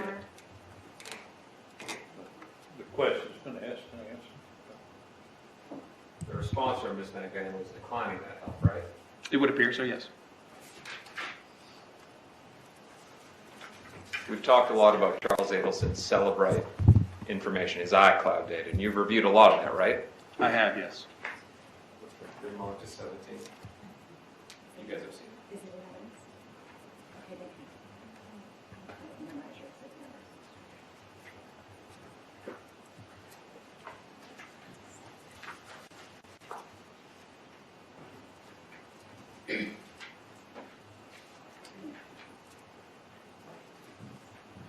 And he was a pre-marked as defense 17.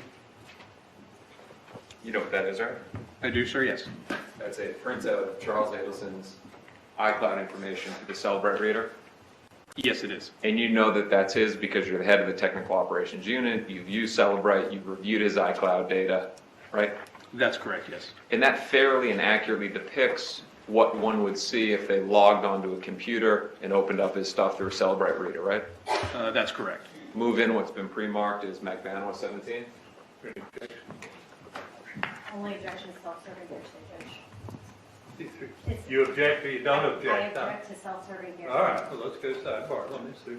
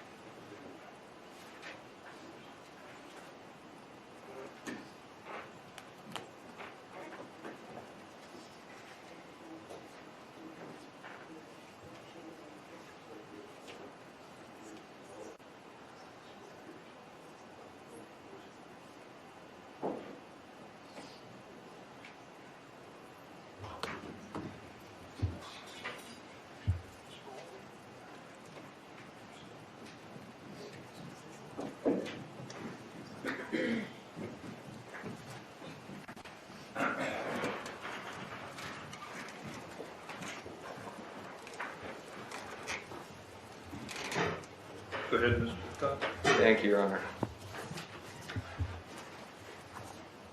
Sergeant, you presented some exhibits talking about loans from Charles Adelson, right? Yes. I'll hand you from pre-marked, and we'll go through the other one too. Pre-marked is Magbano 18, you know what that is, right? Yes, sir, I do. It's another printout from Charles Adelson's iCloud information through the Celebrate reader. That is correct. And you know that that's his because you know the Celebrate reader and you know his information, right? That's correct. And that fairly and accurately depicts what you would see if you logged into one of your computers, pulled up. We just say the same thing 5 different times, Mr. DeCoste. Let's just get to the questions. Move in defense 18, Your Honor. To be admitted.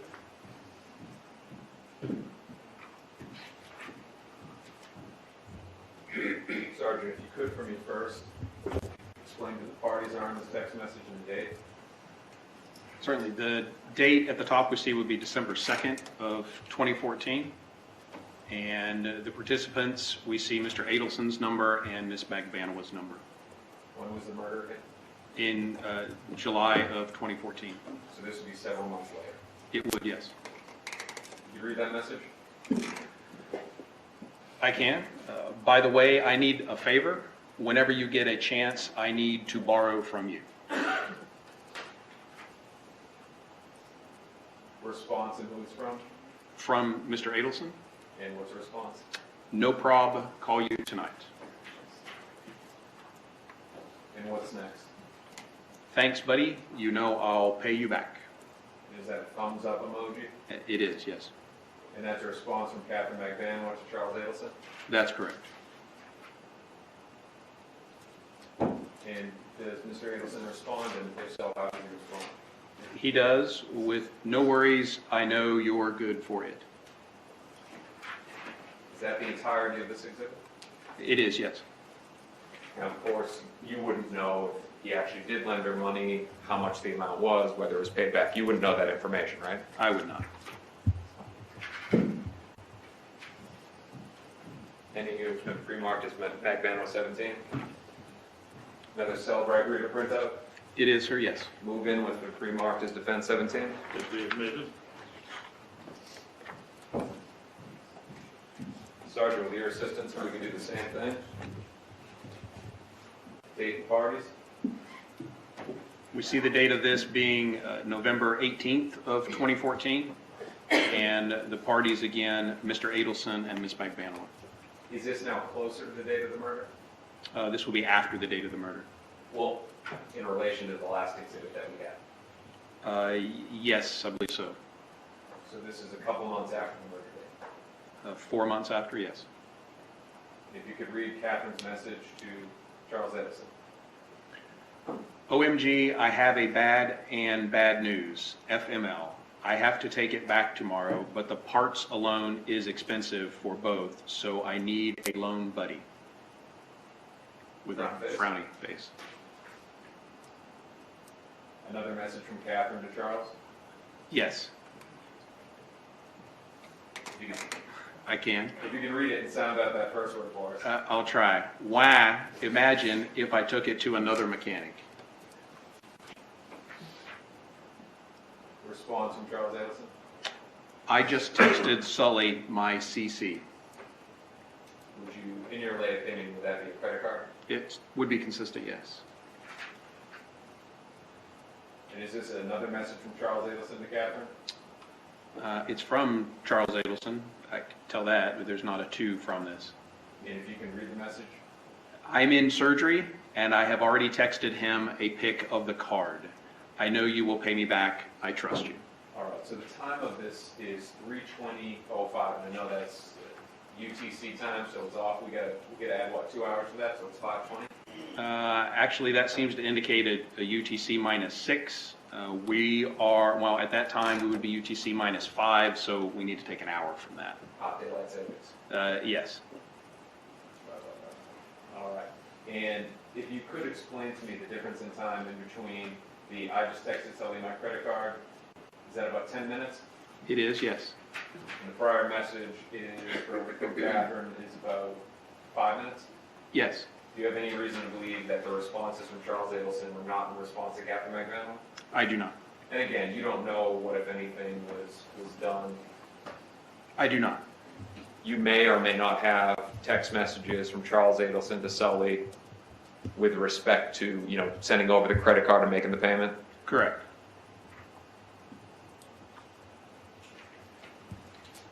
You remember being asked questions about whether or not Catherine McBanwa did work for Charles Adelson. You remember that, right? I don't recall specifically how much I was asked about that, but We'll go to the next topic. okay. I'm handing you what's been pre-marked. Defense 19. It's another Celebrate printout for Charles Adelson, right? Yes, sir, it is. Move in what's been pre-marked as McBanwa 19. Be admitted.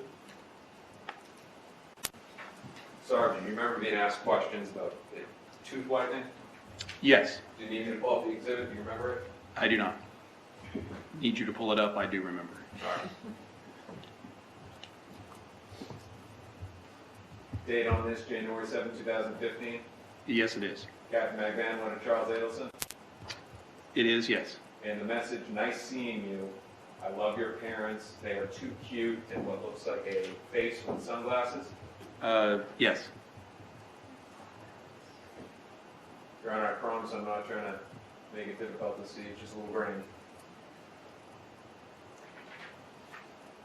Response. Your dad is the... Now, is that somebody not wanting to spell out a bad word? It would appear so, yes. Your dad is the shit. I've never had anyone work on me so fast, and I'm not in pain. He's awesome. And that's from Captain McMahon to Charles Adelson? It is, yes. And the date of this is January 2015? January 8th, yes. From these messages, in your lay opinion, does it appear like she's had some dental work done? It would appear so, yes. Message from Catherine to Charles Adelson, like I'm not scared to get work done. He was so fast and he was too funny when he was working on me. And that's a complete exhibit, right? It's all the pages that you have, yes, sir. Now again, the date of that's January 8th, right? It is. I'm going to show you now Defense Exhibit 13. And if you could read for me the date of that charge and where it was charged to. It appears to be January 8th of 2015, and it would be the Adelson Institute, Tamarack, Florida. Possibly paying for the dental work that she just was referencing in the text message. Possibly. Let's go to Sully now. Do you know when Sigfredo Garcia met Sully? I do not. Do you know when Charles Adelson met Sully? I do not. During the course of this case, there's been talk about burner phones and additional phones. Do you know if Sigfredo Garcia had an additional phone? He did have an additional phone, yes. Do you know how many? I do not. Do you know whether he had Sully's number stored in any of those phones you don't know about? I do not. What about Charles Adelson? Any idea how many burner phones he has, if any? No. Whether Sully's number is saved in any of those phones?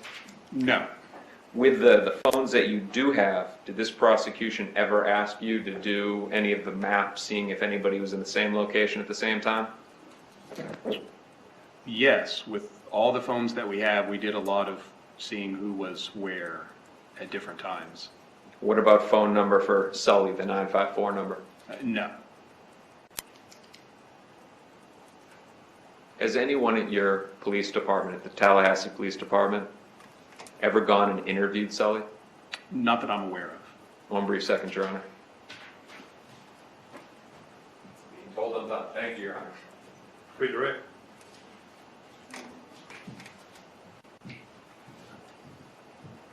So based on the text messages combined with the bank records you just saw, it would appear Catherine McBanwell was paying Harvey Adelson for work that he did. That's correct, yes. With respect to Sully's phone number, in response to Mr. DeCoe's questions, in the text messages, Catherine McBanwell had to send and give Sigfredo Garcia that number. That is correct, she did. And the 954 number is a business number? It appears to be, yes. Thank you, Judge. No further questions. Any juror have a question of this witness? All right, will you step down? Call your next witness. No further witnesses in rebuttal. All right, let me see the lawyers at that part, please.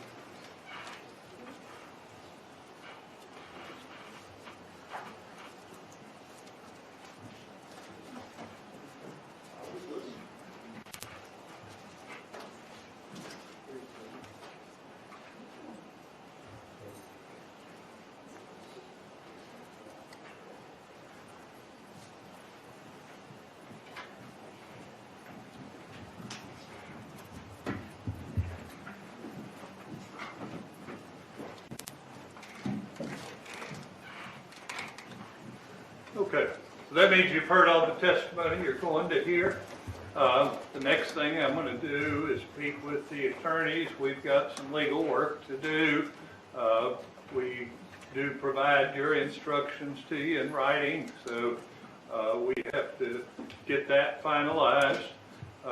There's no sense y'all sitting in the jury room while we do that. The next thing that's going to happen is I'm going to instruct you on the law, and you'll hear a closing argument from the attorneys. We'll start with that first thing in the morning. When you come tomorrow, you need to pack a bag for an overnight stay. If deliberations are not concluded, we will be putting you up in a hotel tomorrow night. So bring a bag with you with enough for an overnight stay. You won't be totally isolated. I mean, you'll be able to call home and so forth but you will be sequestered so that we can make sure nothing untoward happens now that we're almost to the end of things. So again, tomorrow, 8:45, and throw a bag in the car or bring a bag with you with enough for an overnight stay. And if you want to change of clothes for the next day, a change of clothes. Anybody have questions about what's going on or what's expected of you? And I mean, you may well resolve it tomorrow, but if you don't, the rules require you be sequestered until we get a verdict. Yes, ma'am? So we will be sequestered for the weekend? For the what? For the weekend, If you don't reach a verdict, but I mean, you're going to have this tomorrow afternoon. You're going to have that, and as long as you want Thursday night, and you got Friday.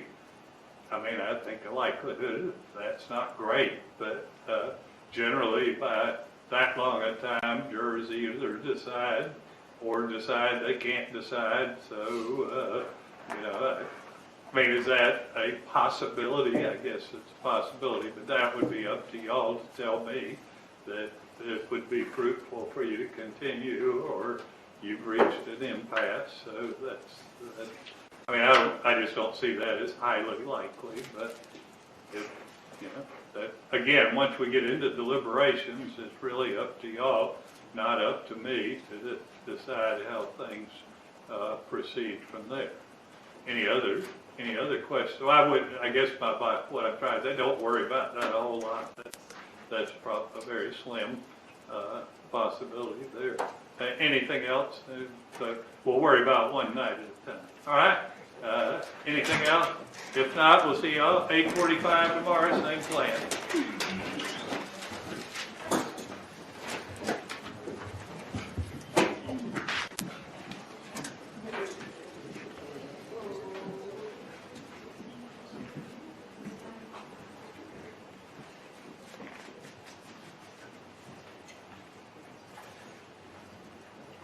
All right, everybody be seated. Garcia, want to be heard on motion for judgment of acquittal.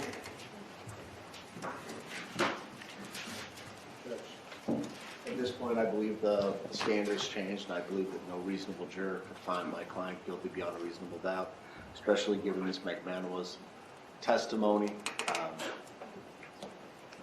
with regards to whether or not there was a conspiracy, whether or not she solicited this purported crime from my client. And there's been no new evidence brought out with regards to the actual murder itself. So I'll renew all my previous objections and motions. I deny the motion for judgment of acquittal as to Garcia and have no change in any motions as far as I'm aware. Let's go on.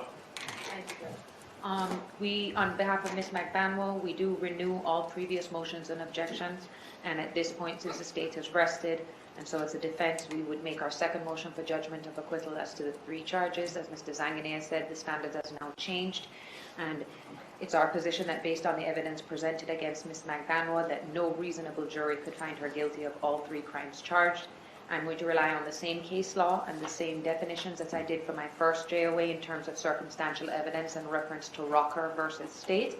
And it's my position that Ms. McBanwell, the only evidence against her in terms of her involvement in this comes from Luis Rivera, and he was impeached so badly that no one could find him to be a credible juror. It would be our position that the state, that the evidence presented in this case is not sufficient to go back to the jury. We'd ask that you grant our judgment of acquittal as to all 3 counts, Judge. My ruling says the motions be the same, and I'll deny the motion for judgment of acquittal as to McBanwell. So we need to have a charge conference. Y'all want a few minutes to get ready for that. And if you've designated who's in charge of your instructions, I don't care that everyone is sitting here, but you're ready. And you have the ones I sent out, the second set I sent out. Right? No. This is the second set. Oh, I have it. I'm sorry. Okay. So y'all are ready? Yes. Captain? Yes. All right. We'll go to that.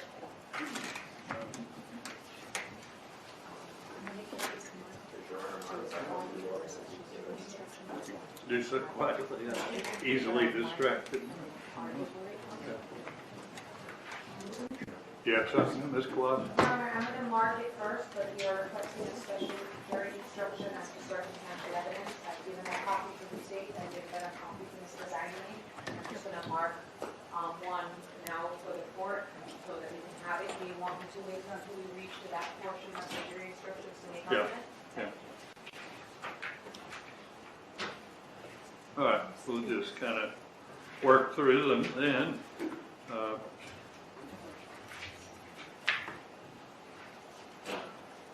What do you look for? We didn't get the second set of jury instruction that We emailed them. I mean, this has been several days ago that just included the changes in the way we've done principal. I've got a spare copy. Thank you so much. Okay. You're welcome. Thanks.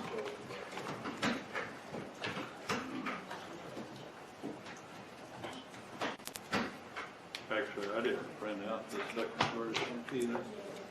We got to be a minute. I'm gonna go make copies, unless you got another copy. I do. All right, let me have another. I thought somebody had taken mine from upstairs and down here, so I made 2 copies. All right. And y'all may remain seated if you desire. It seemed hard on you to try to keep seated. If you're more comfortable standing up when you respond, so be it, but I don't need you to stand up. All right, so let's get started. Page 1, introduction to final instruction, statement of charge, introduction to homicide. Anybody found any errors or have any objection as to any of those? No, sir.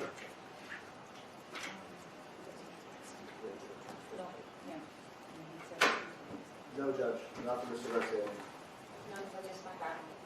Just thinking, you need another copy of this? We can, I'm fine right here, Judge. okay, we can burn another copy pretty quickly. No, it's okay. I'm ready. Okay.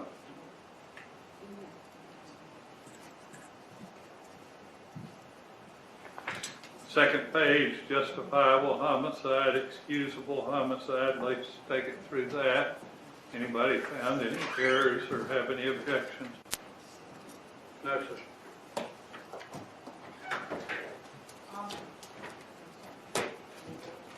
None of these have been changed from our original discussion. Right, no, excuse me. All right, so, Your Honor, we would ask, Your Honor, may I have this? No, we decide who's speaking for whom. I mean, if I don't know who you are, but if you want to do it all, you can do it all, but we're not going to bounce back and forth. Your Honor, I would have Ms. Coas, Ms. Kristen Coas handle this. She's Okay. with my law firm, she's with the Okay. department, so and she did all the research. Okay, go ahead. Your Honor, I believe for excusable homicide, there is a paragraph in the standard instructions that references no instruction on the circumstances. I can't hear you, I'm sorry.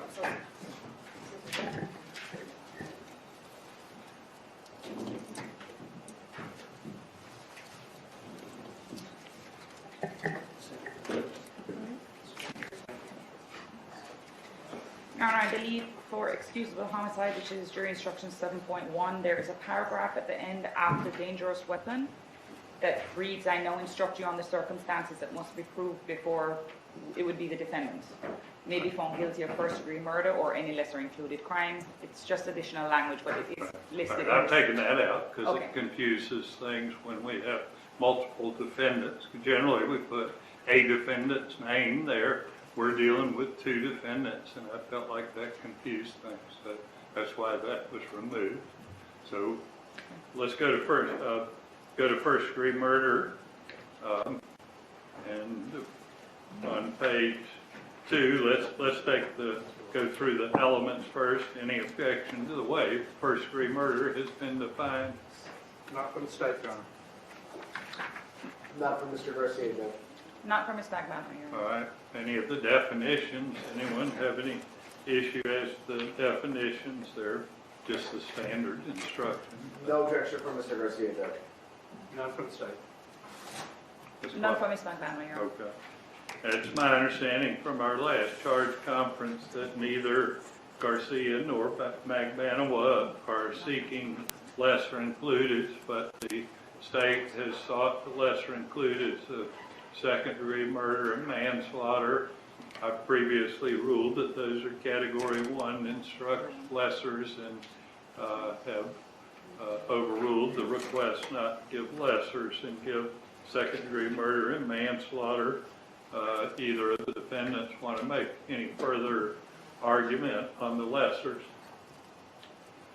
No, Judge. No additional argument for Ms. McDonald, Your Honor. All right. The definition of second-degree murder, anybody found any errors there or have any objection to that instruction? Not from the state. With regards to second-degree murder, Judge? Yes, sir. No, Judge.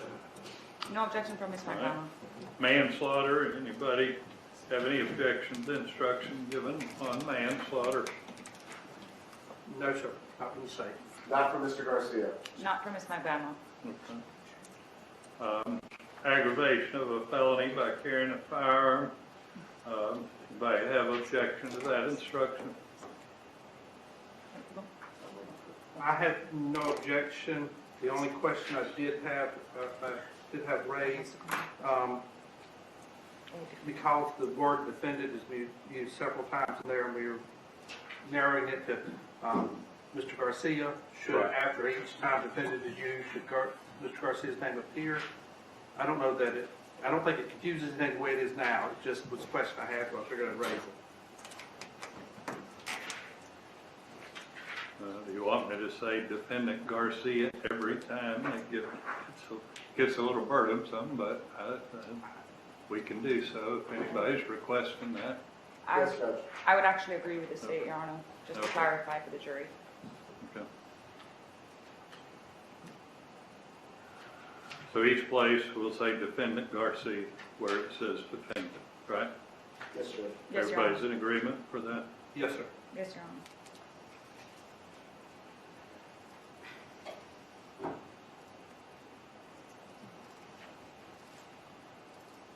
I see 1, 2, 3 references to defendant where I've not included the name. Anybody see more than that?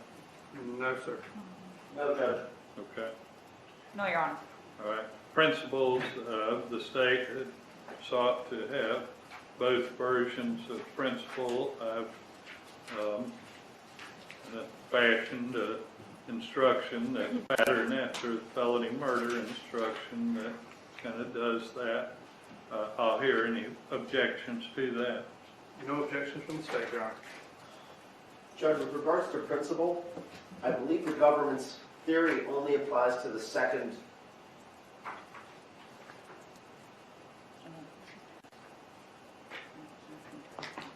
definition of principle.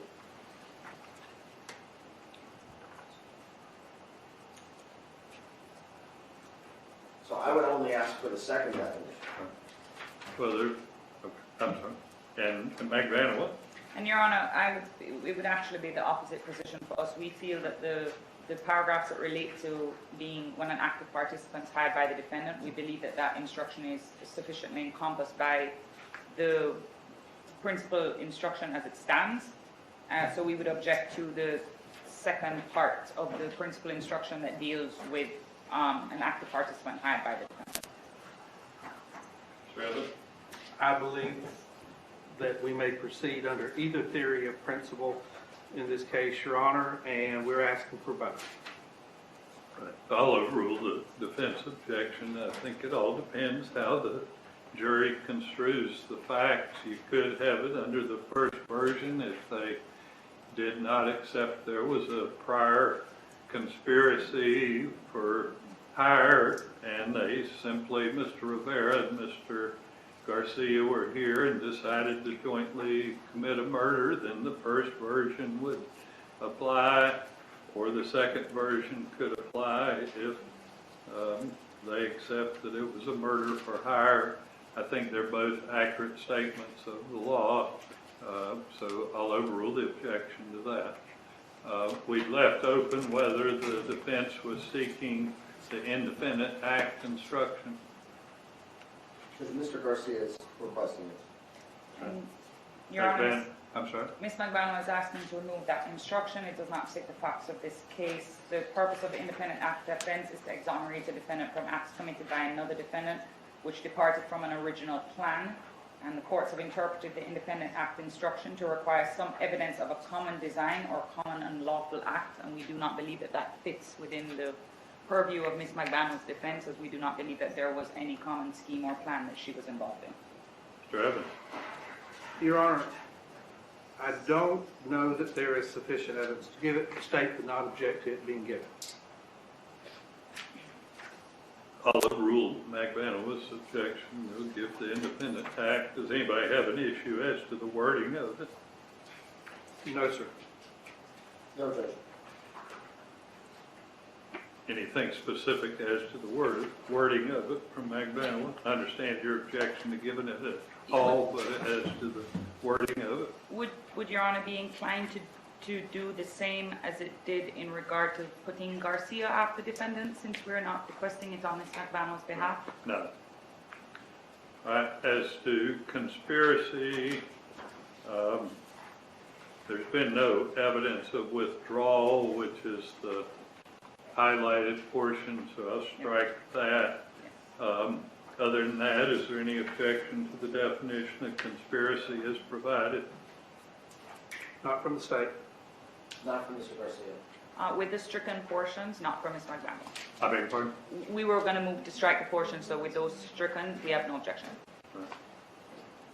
Solicitation, we're in the same posture as the last. 4 paragraphs are not applicable, but beyond that, is there any objection as to the solicitation instruction? Standard, Judge. No.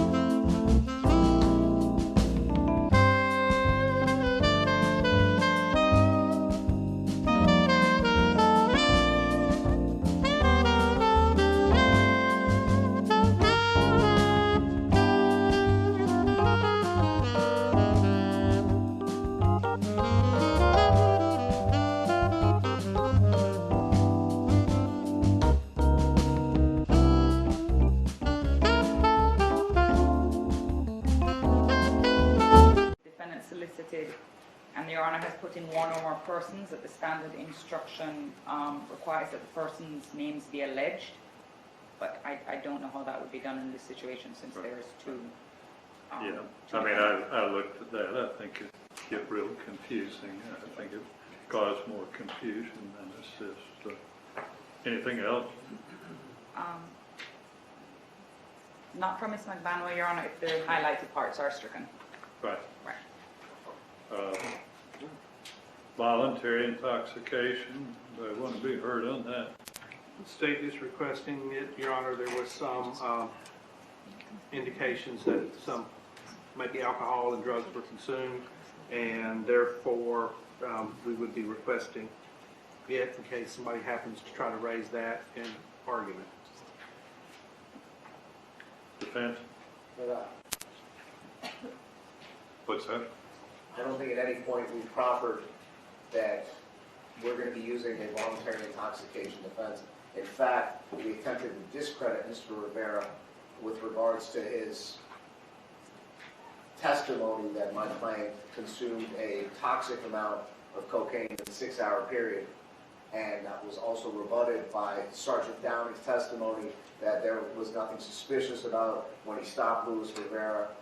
So I think it would be extremely confusing. We're not making that allegation, at least with regards to Mr. Garcia. I haven't made that allegation in opening, and I will not be making that allegation in my closing. Your Honor, there's no evidence pertaining to Ms. McBanwell of any form of voluntary intoxication, so we would ask that that paragraph be stricken in regards to Ms. McBanwell.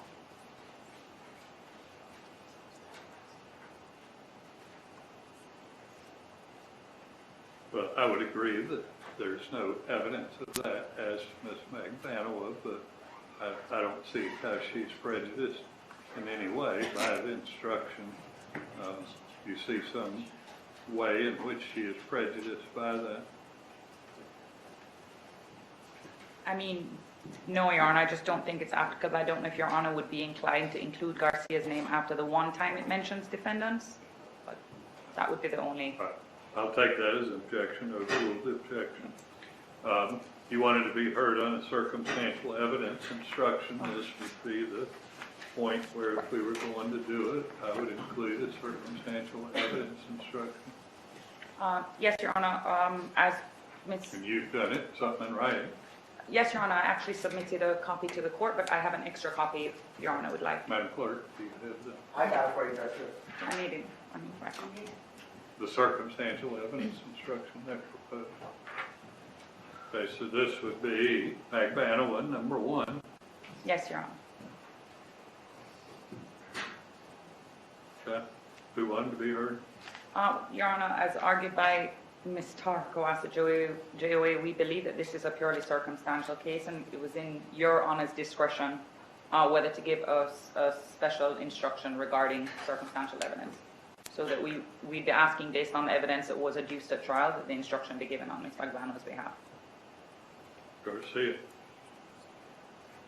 I have no position on this. Deny the request to give this instruction. I think it causes much more confusion than it assists for the jury. So I'm simply going to write denied, the date, initial.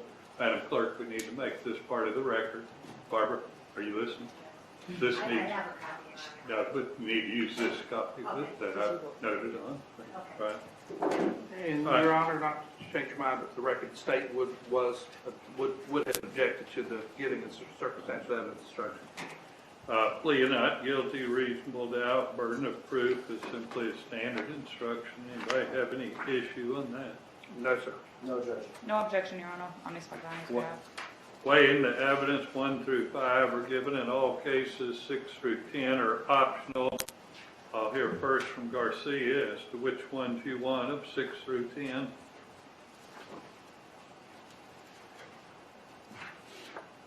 I want 6, Judge.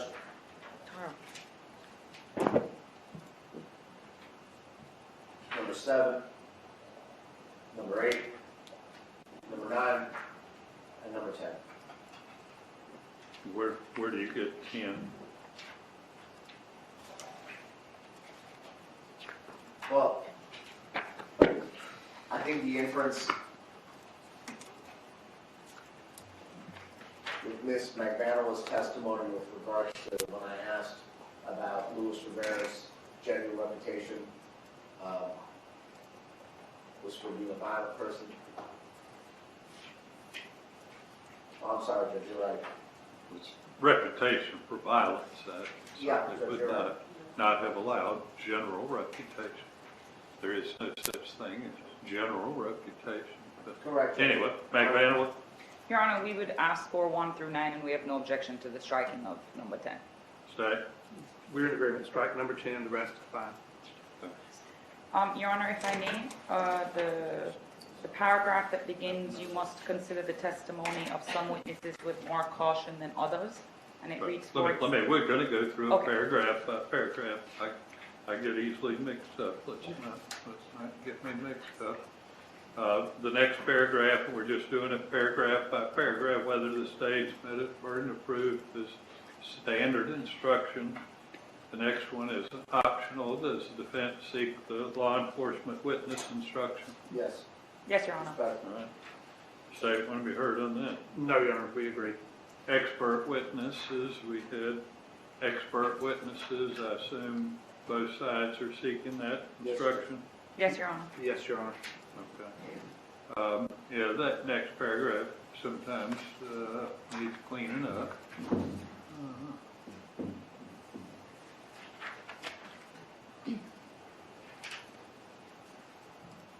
All right. You wanted to be heard on the next paragraph?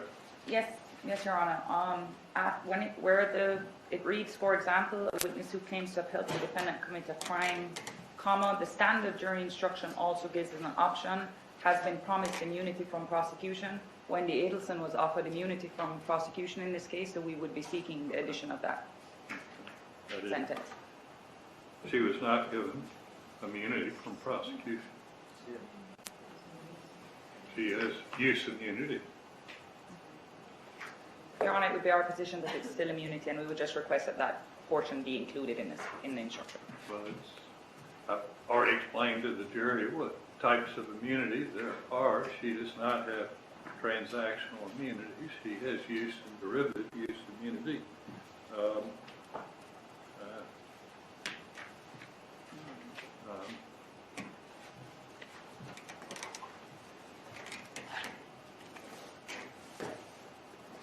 I don't know. What's your position, Mr. Evans? I don't believe that the defense is entitled to get it. I believe the court explained the immunity to the jury, that it's clear that she's just like any other witness. This immunity only allowed her not to invoke her Fifth Amendment right. It gave her no transactional immunity and didn't give immunity for her testimony in the sense that while it may not be used in the future, it wasn't that she had an option not to truthfully testify. So I don't believe that it would apply in this situation, and we would not be requesting it, Your Honor, and would object to it. Sure. Second it. So, it does say, or the standard does say, has been promised immunity from prosecution. It does kind of apply, because she is granted immunity from her testimony, from the prosecution being able to use it. I think that we need to be able to explore that, and then if we have a jury instruction to back this up, we're not going to do a misstatement of the law. The court's made it clear, but I think having the fact that she has been granted some sort of immunity from the prosecutor's office, it's something that we can bolster ourselves if it's in a jury instruction to indicate why she would testify the way she did. But it's not been granted by the state attorney. It's been granted by the court. The witness has been ordered to answer questions. She's not been granted any kind of benefit from the state attorney. Well, I understand that, but the state attorney's who subpoenaed. Right. And the subpoena coming in, she was represented by counsel. She understands that nothing that she says in this case during her testimony can be used to against her in prosecution. I think it's applicable, Judge. I think it's certainly something you can argue with the jury, but I don't think that's what is intended by this paragraph. This was a witness who refused to cooperate, not one who was worked out a deal to cooperate. She refused to cooperate. This is dealing with persons that some deal has been struck with. I don't think it's applicable. I'll consider it a little bit more. I'll reread the standard, but at this point in time, I'm going to overrule the request to add in immunity. Next paragraph about child witness. We did not have child witness.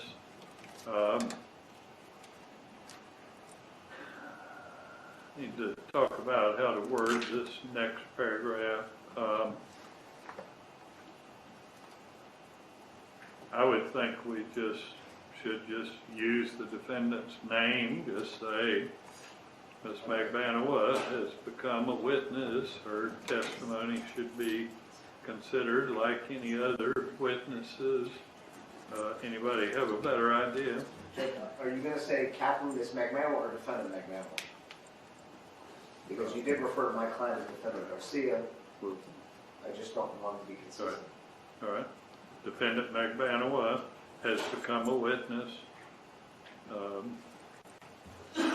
You should apply the same rules to consideration of her testimony that you apply to the testimony of other witnesses. Anybody have a problem with that? No, Your Honor. Sorry, no, go ahead. No, sir. Your Honor, my suggestion would have been to say, instead of her name, I would have just suggested to say one of the defendants in this case, but I'm... If you prefer that, that's maybe easier. One of the defendants. One of the defendants in this case has become a witness, and it would read... You okay with that, Mr. Evans? I'm okay with it now.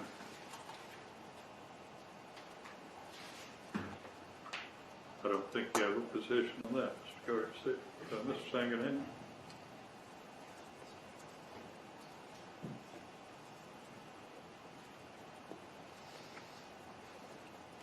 Well, Judge, yeah, that's fine. That's fine. What's your It's issue? just, if that would be the line of the way that we phrase things, then it should say, one of the defendants, when we're talking about aggravation of a felony by carrying a firearm, one of the defendants committed second-degree murder instead of Defendant Garcia. But listen, that's fine, Judge. I'll retract my objection. I'm okay with it. You want the paragraphs on defendant not testifying? I'm sorry, Judge. I lost my page. Yeah, okay, I got it. Yes, Judge. Both paragraphs, Correct. all right? Defendant statements, are you seeking that instruction, Mr. Sangaday? Yes. And I think we only had one by Mr. Garcia, correct? Yeah, it was entered in the evidence. So say a statement claim been made by one of the defendants.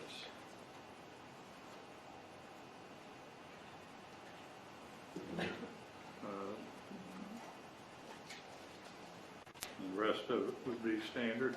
You have a problem with that? No, Your Honor. Acceptable. Rules for deliberation. It's just a standard instruction. Anybody have an issue with that? No, sir. No, Judge. Your Honor, I'd just like to note that for paragraph 5, I'm not sure if Your Honor just decided to take that part out, but there is a second sentence that Right, talks there about is the a sentence. second sentence that doesn't apply in death penalty Right. cases, so that's why it was taken out. And no objection otherwise, Your Honor.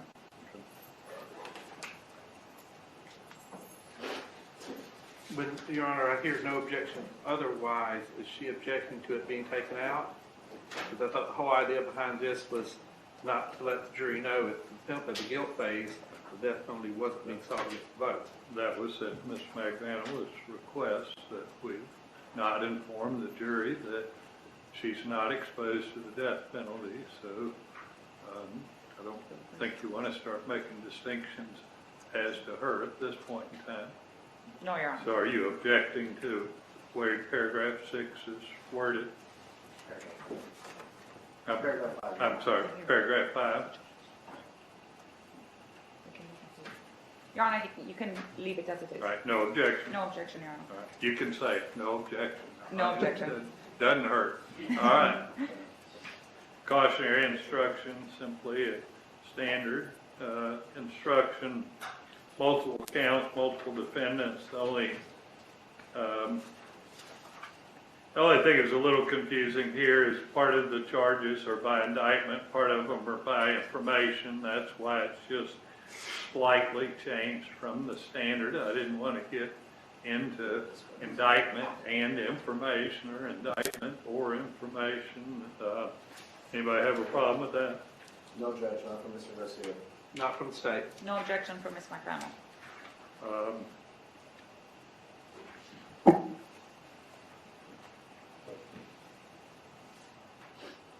Verdict had to do the similar, just took out indictment or information, just said charges. Anybody have a problem with that? No, sir. No, Judge. No, Judge.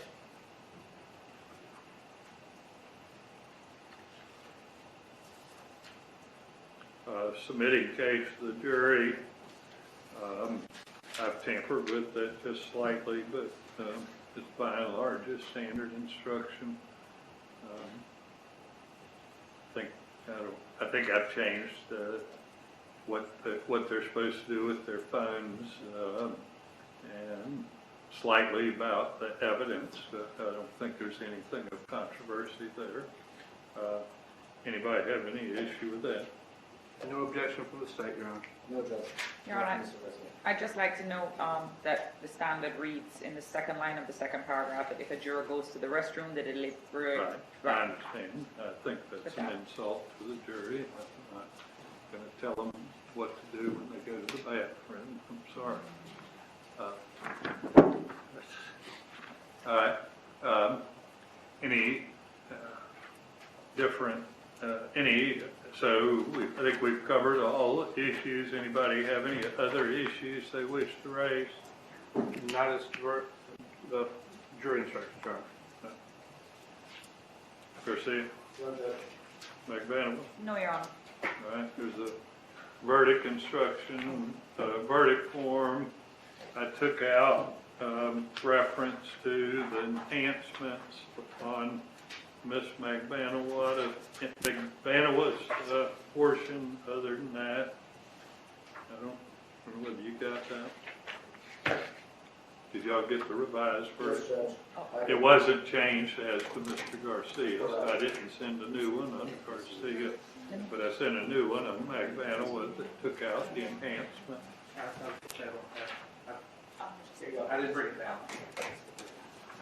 But Your Honor,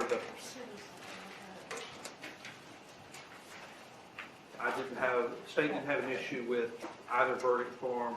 The latest verdict form that was sent on Ms. McBanawa looked acceptable to the state, and the original. Say what? The latest version, I guess the second version, whenever you were the one you're talking about now that removes the firearm questions and stuff, was acceptable to the state, and the one for Mr. Garcia, which was the original one, looked acceptable to the state.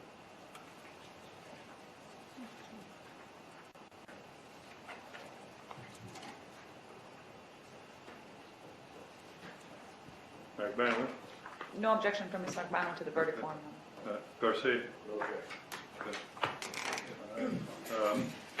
I want to get these totally finalized this evening before we leave, so I can go ahead and make copies from not having to do that in the morning. I'll do it.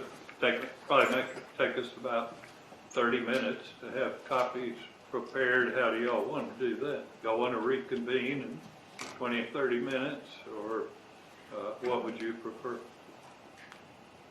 Would you email them to us, Judge?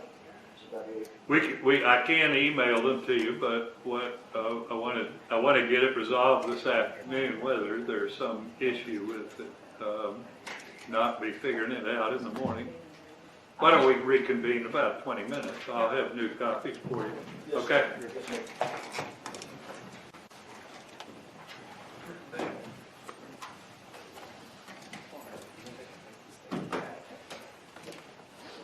Judge, one other item.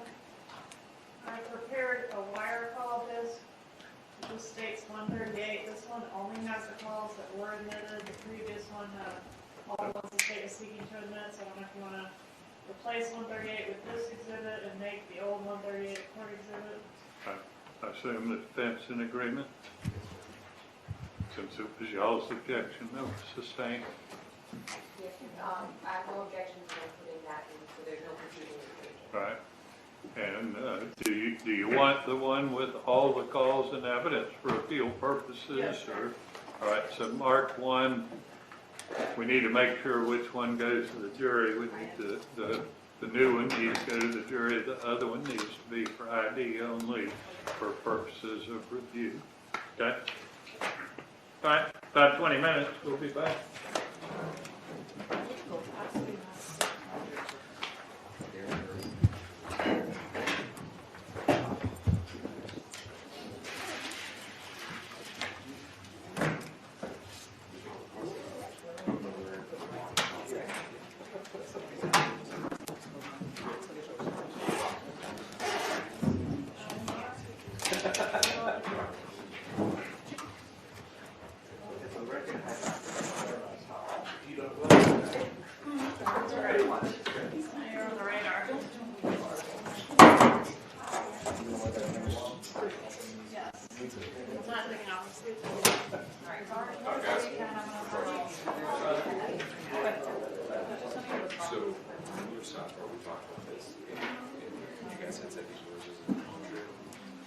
No,